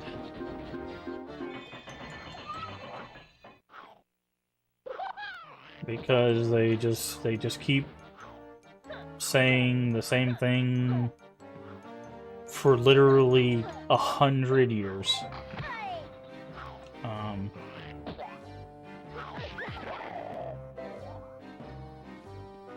And like that's not even an exaggeration. It's literally 100 years, like since the 1920s.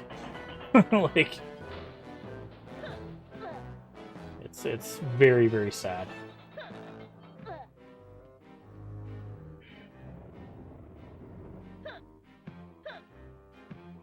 Probably longer than that. I mean, yeah, but the marketing strategies didn't really work before like major print and major like televised and radio shows and stuff happened. Like it like word of mouth worked, but not in the same way like branded newspaper articles and like radio and all of that stuff was able to get those kind of that word out, right? Like people still fell for that stuff, don't get me wrong. It's just it wasn't as categorically like easy to find as it was. What the hell?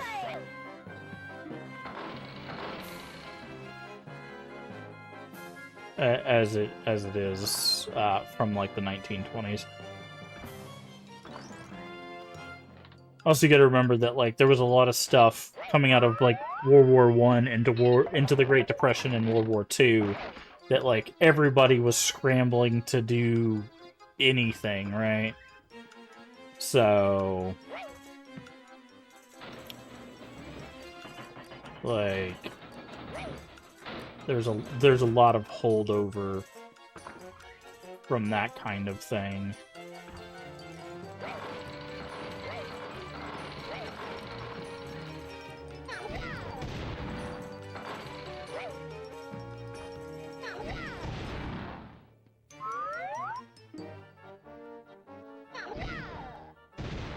But it's just, like I said, it's just kind of sad. People will use those things, like, against other people in harmful ways. But we are a society, yes. Well, that's why it's, you know, important for us to work together for a greater good, right? It's up to us to inform each other, you know, to protect each other, help each other where we can, you know. Create communities where, you know, people can be, you know, safe if possible, but at the very best, you know, comforted from some of those dangers.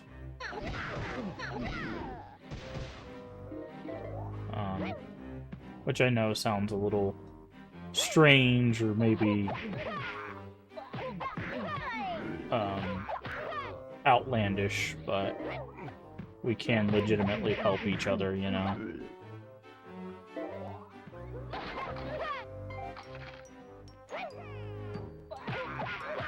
How many things we have? We need one more green key.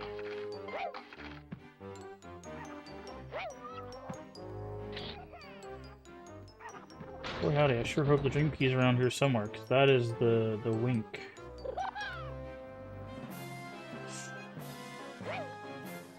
Dang it. I missed the dream key.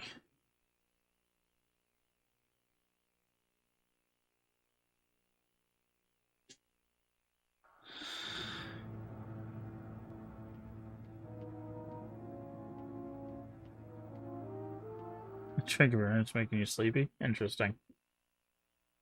I don't drink, so. We have the 40 winks. I don't know if beating the bosses are required now that I think about it. The front door only requires 40 winks. I didn't think about that. Do you have to beat the bosses to beat this game?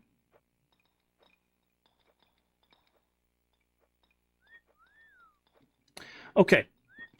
I'm going to check something.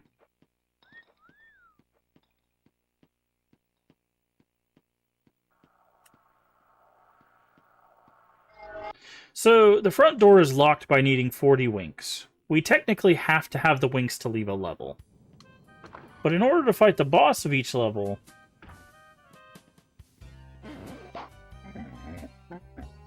Okay. Yes, you do. You do have to beat... Because you have to beat the bosses to unlock all of the...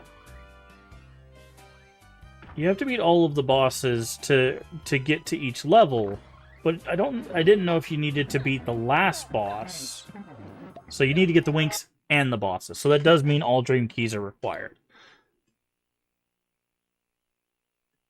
Okay, so that means we need to go back to that one level.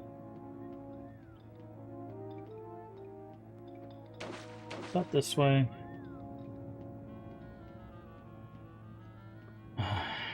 Yes. Okay. Let's go back in here.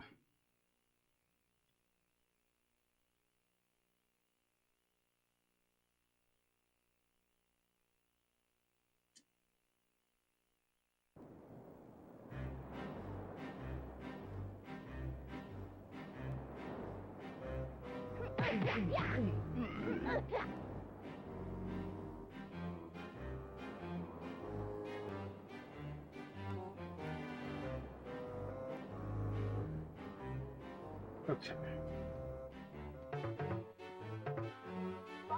Alright, so we're actually gonna cheat a little bit. We've already done this level. So we can do a fun thing here. R2, okay.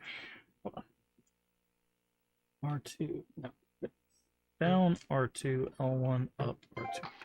Alright, so we have all the cogs. There we go. I'm not going to collect all the cogs again. I'm just going to try to get through. After going to the 20 cog store, there's a branching path.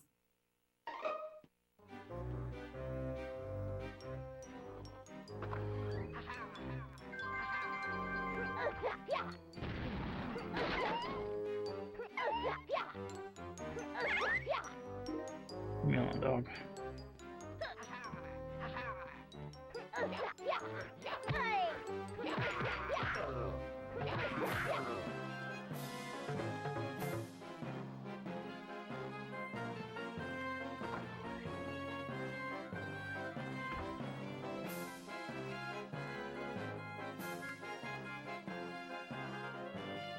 Okay, where do I need to go?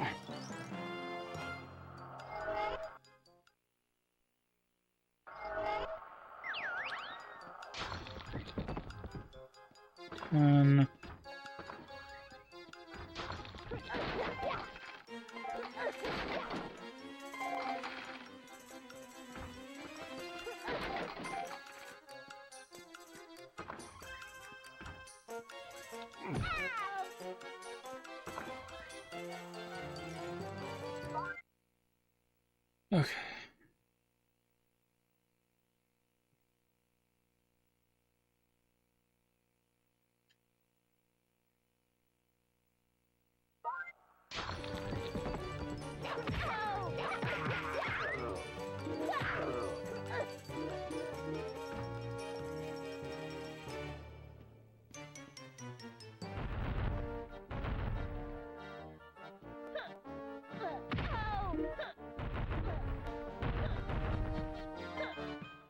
Oh, that was impossible to see. Okay. I'm trying to remember, do I need... I don't think I can take the dream key out. I think I have to finish the level. I think that's what we discovered last time.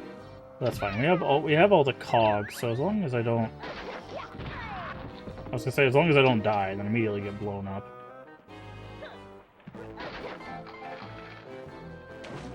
So if I just head for the winks, because we have enough cogs, right? Like, I use the code for all cogs, which is 40. So I want to get this done.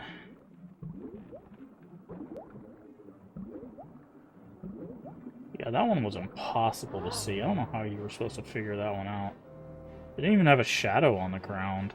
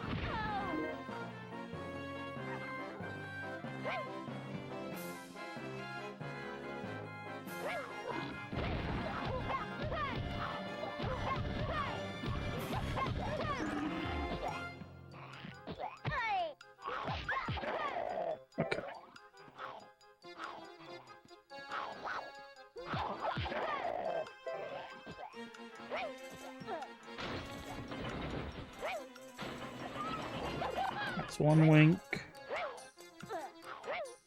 You grab the thing? Okay.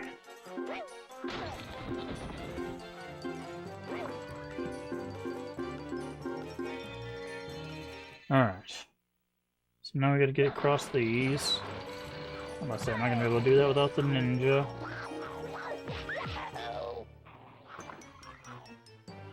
So I do not jump far enough.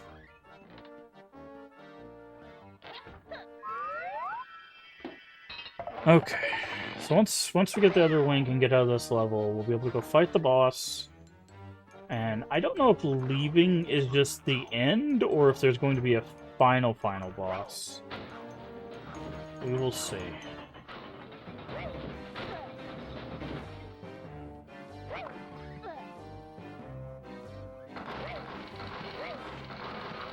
Oh, I forgot there's 3 of them. Wow.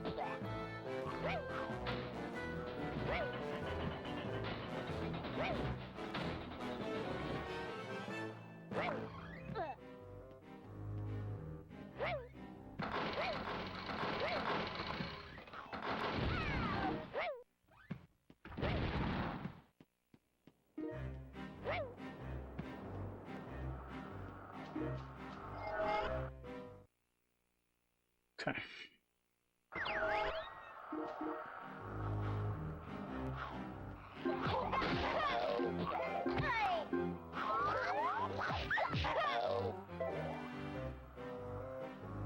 This token and come. Oh yeah, there's one up here. So grab that one. Grab that one. Okay. Now I should just be able to go.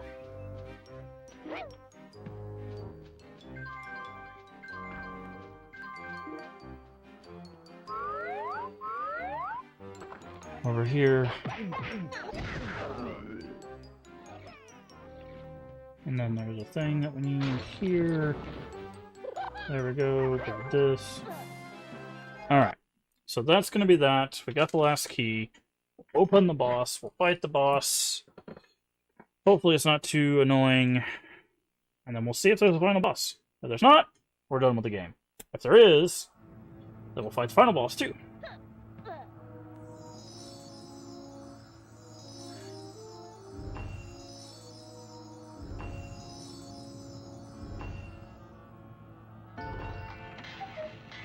All dream keys collected.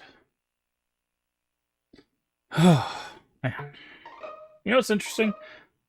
I think, what was it? The medieval level. I'm trying to think, which ones are really the hardest? It's probably the medieval level and I can't really think of what are the other. There was another level that was pretty hard. Probably the space level had one level that was difficult. Okay, I think the boss was up here. Yeah. Pirate boss. You don't say. Arg.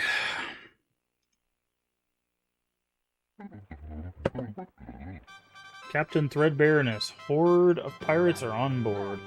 SS Nightcap. Use the cannons to...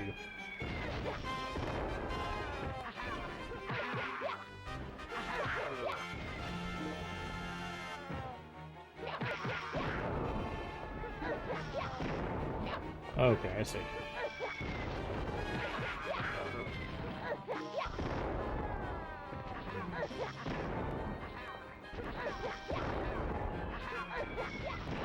Oh, he takes 2 damage for every cannon shot? That's kind of fun.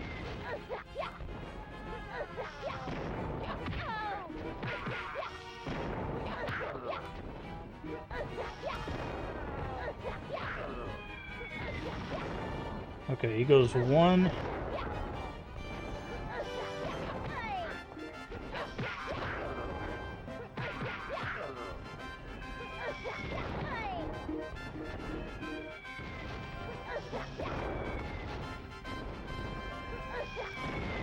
Trying to figure out if he has a pattern.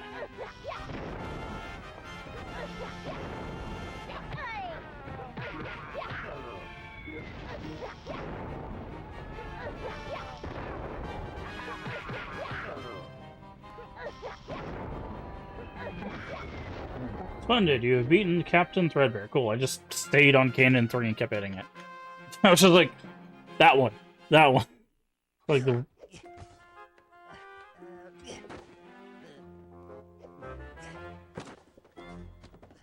Can't I just have a regular teddy arm? There's nothing wrong with these ones, Mr. Picky. Oh, but Master, that's like a monster claw. Oh, nonsense. Yeah.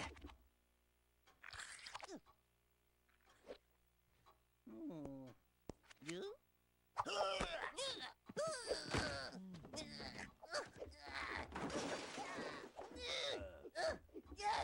Actually, that leg didn't look so bad, did it?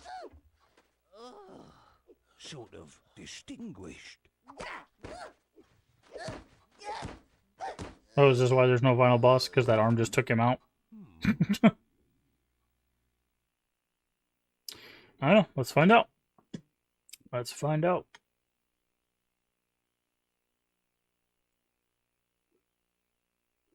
Let's see, let's see.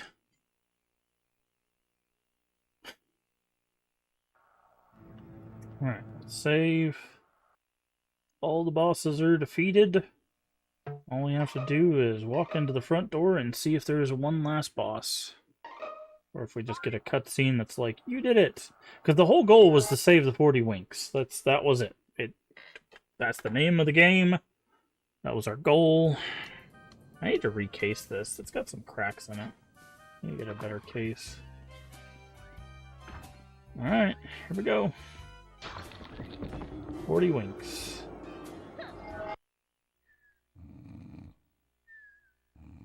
Looks like it's just a cutscene. Hostile forces approach the very threshold of our innermost sanctum. Oh, come again. Those pesky kids are here. We're not finished yet, mind. While you frittered away all those nights sleeping, I have been working on the ultimate weapon, Franken Teddy. Ah, so there is one final boss. Your sleeplessness. Our foes will be crushed while we sit back with our feet up. What do you mean, we? Who do you think's going to pilot it? Oh. Master, I'll defend you with the last breath in my body. Of course you will. Now, off you go. Alright, so now we have to fight Franken Teddy. Alright. Figured there'd be a final boss, right? Like, it'd be weird just to be like, ah, there we go. End of game.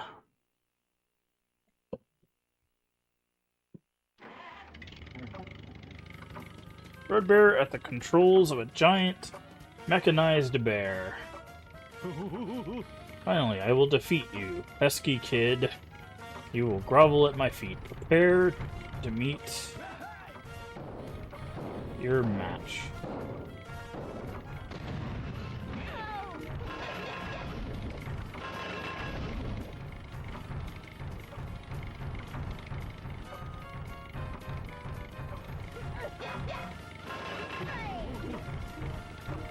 Okay.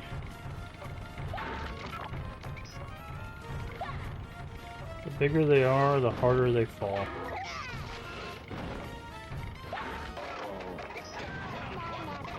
Okay, so I have to hit him. Looks like I need to roll into him.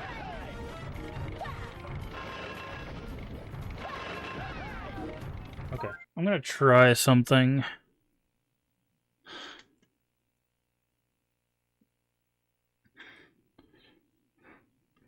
Right on up. Right. So it does not look like you can restore your health in a boss fight. Did not think so.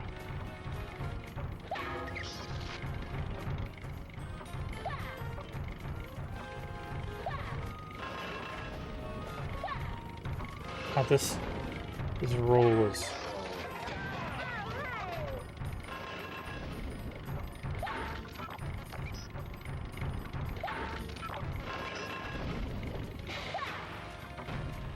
Oh, he can jump.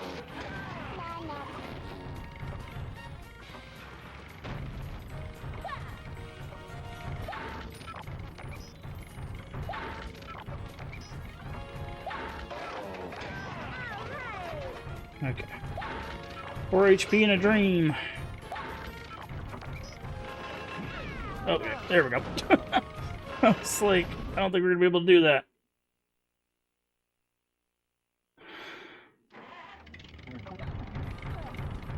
Okay, I need to try a different method. Okay, no, you have to roll into him.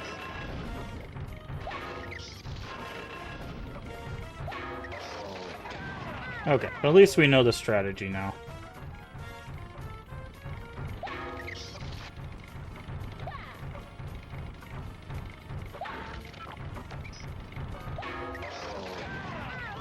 Okay, so this is...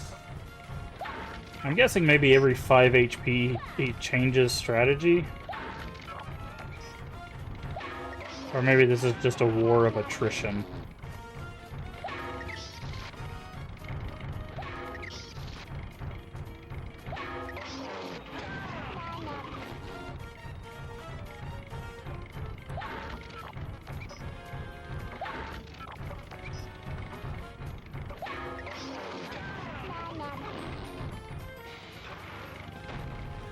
And he jumped, but I saw him do that earlier.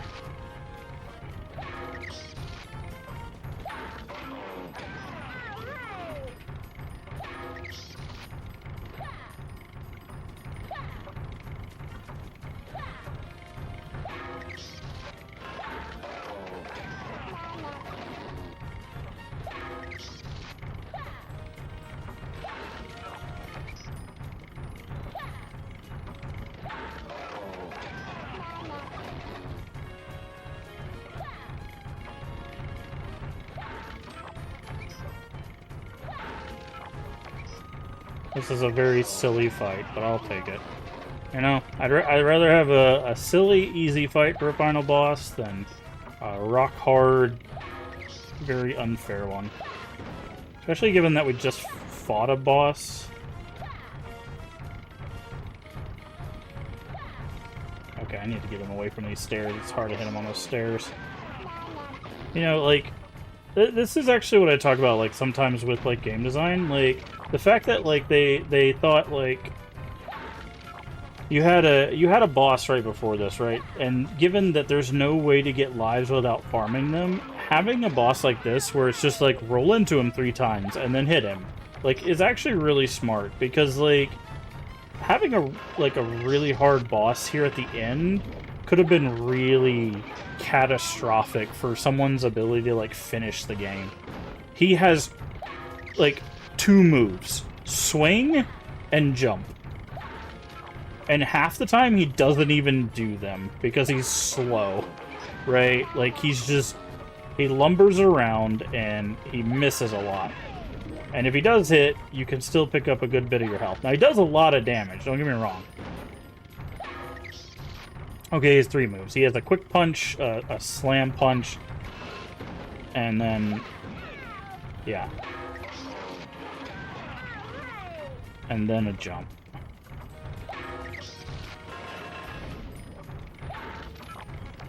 If I can get the roll where I roll past him.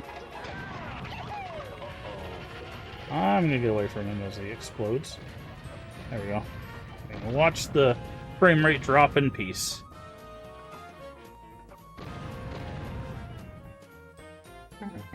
Red Bear's mechanized menace is destroyed. There we go. Cheers.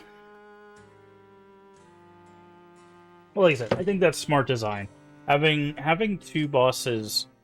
They have beaten me, master. I am undone. I'm trying to think. The boss before that wasn't really that difficult either.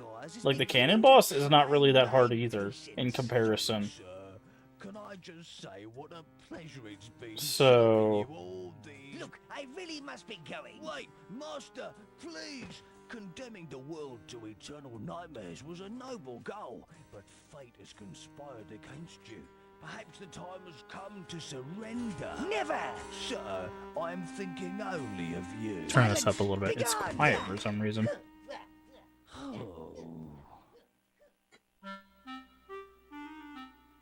Again, the kids' names are Rough and Tumble, by the way. okay, mister? You! Come on then, have a go if you think you're tough enough. Duh! No, thank you. It's the mean, grumpy one we're after. Oh, he's not so bad, you know, deep down. Sure, he's a bit tetchy, but he's only ever mean to people smaller than himself. Really, he's just tired and grisly. What? Oh, yes, he's a different person after a good night's sleep. But why doesn't he just go to bed early? Oh, not with that terrible noise going on in his bedroom all night long. Tick-tock, tick-tock. So that big clock in his house keeps him awake? Tick-tock, tick-tock. All right, you should rest now. But don't you worry. We're here to send that grumpy nightcap to Betty Buys. Oh, is there more to it? Oh no, they're just gonna go break the clock so he can sleep. Smart.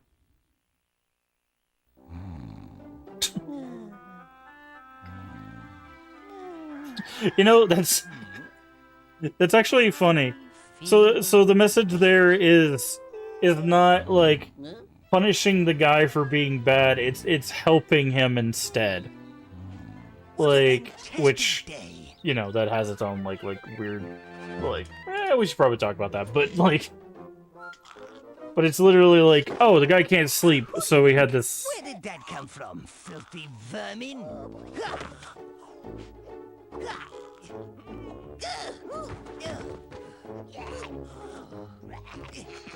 But like the kids just went in there and helped him sleep. Like that's.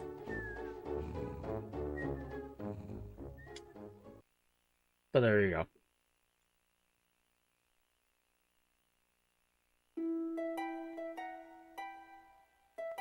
And that was 40 winks.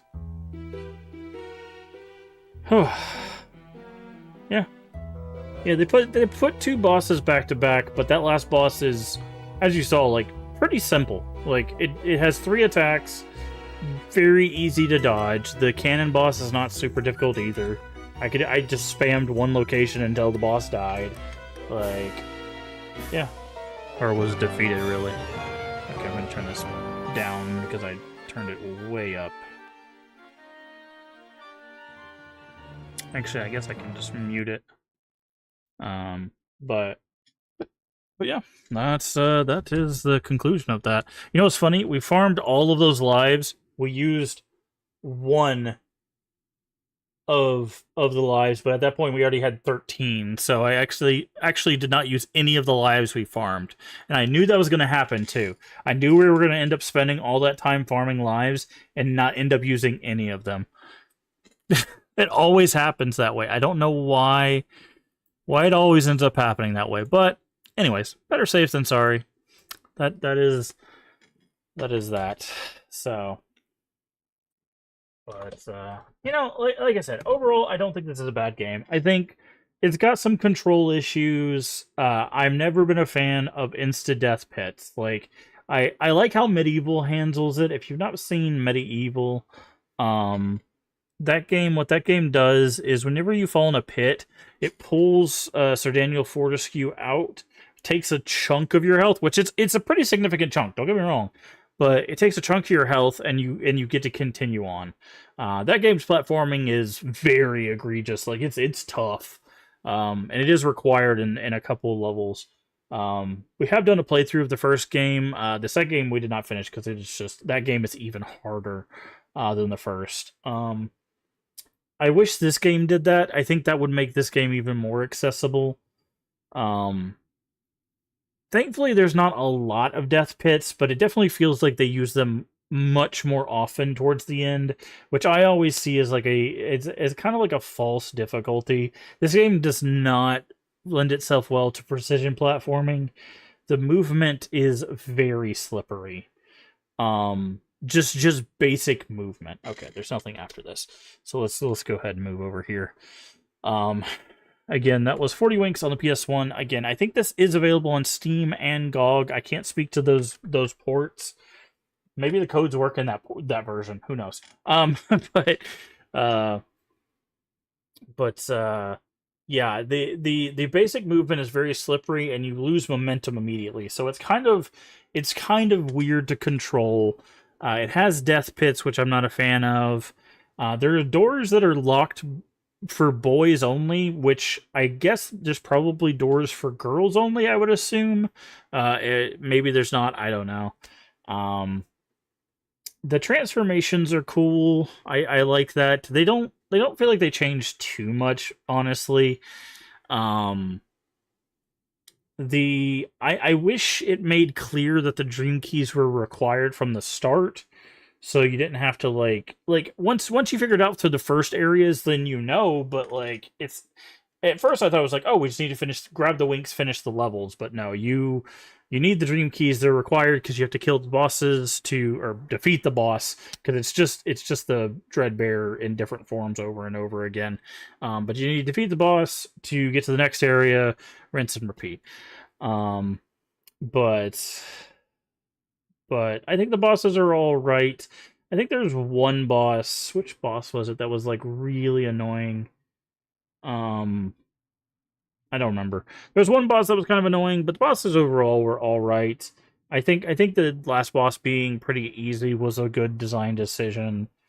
Um, I don't I don't know if I'd really like. I don't know how much this game costs. Let's see how much it costs on Steam real quick.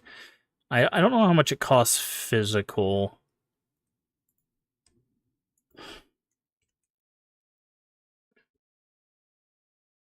Let's see. It's about 25 complete in box. Let's see how much it costs on Steam. Um, it'd be interesting if it costs more than that on Steam. Again, I can't speak to the PC ports, um, so but we'll look.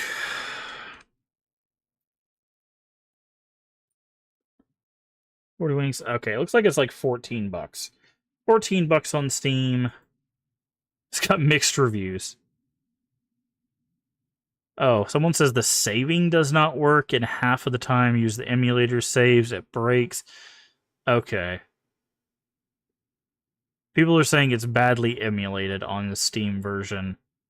Um, apparently people are not recommending the Steam version. So I can say with the physical version, other than my version, maybe I can't speak to why the code for lives wasn't working, but you saw our strategy for farming lives.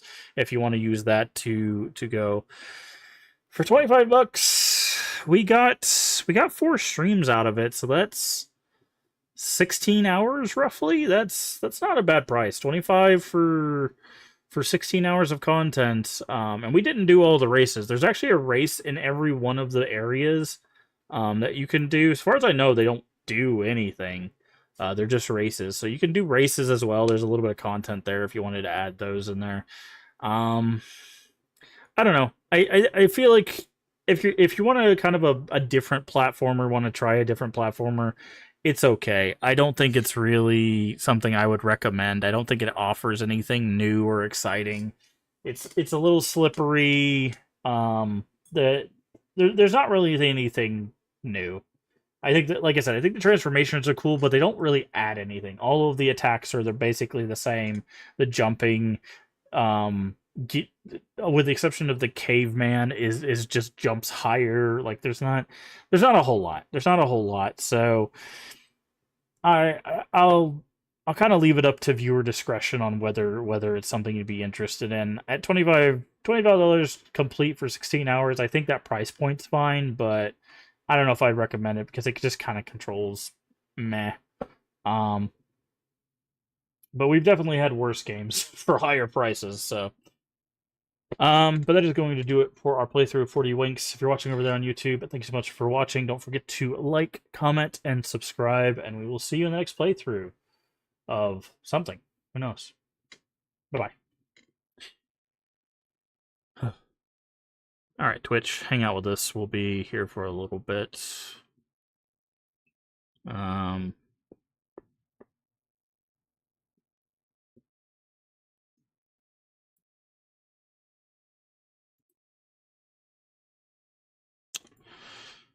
But, alright.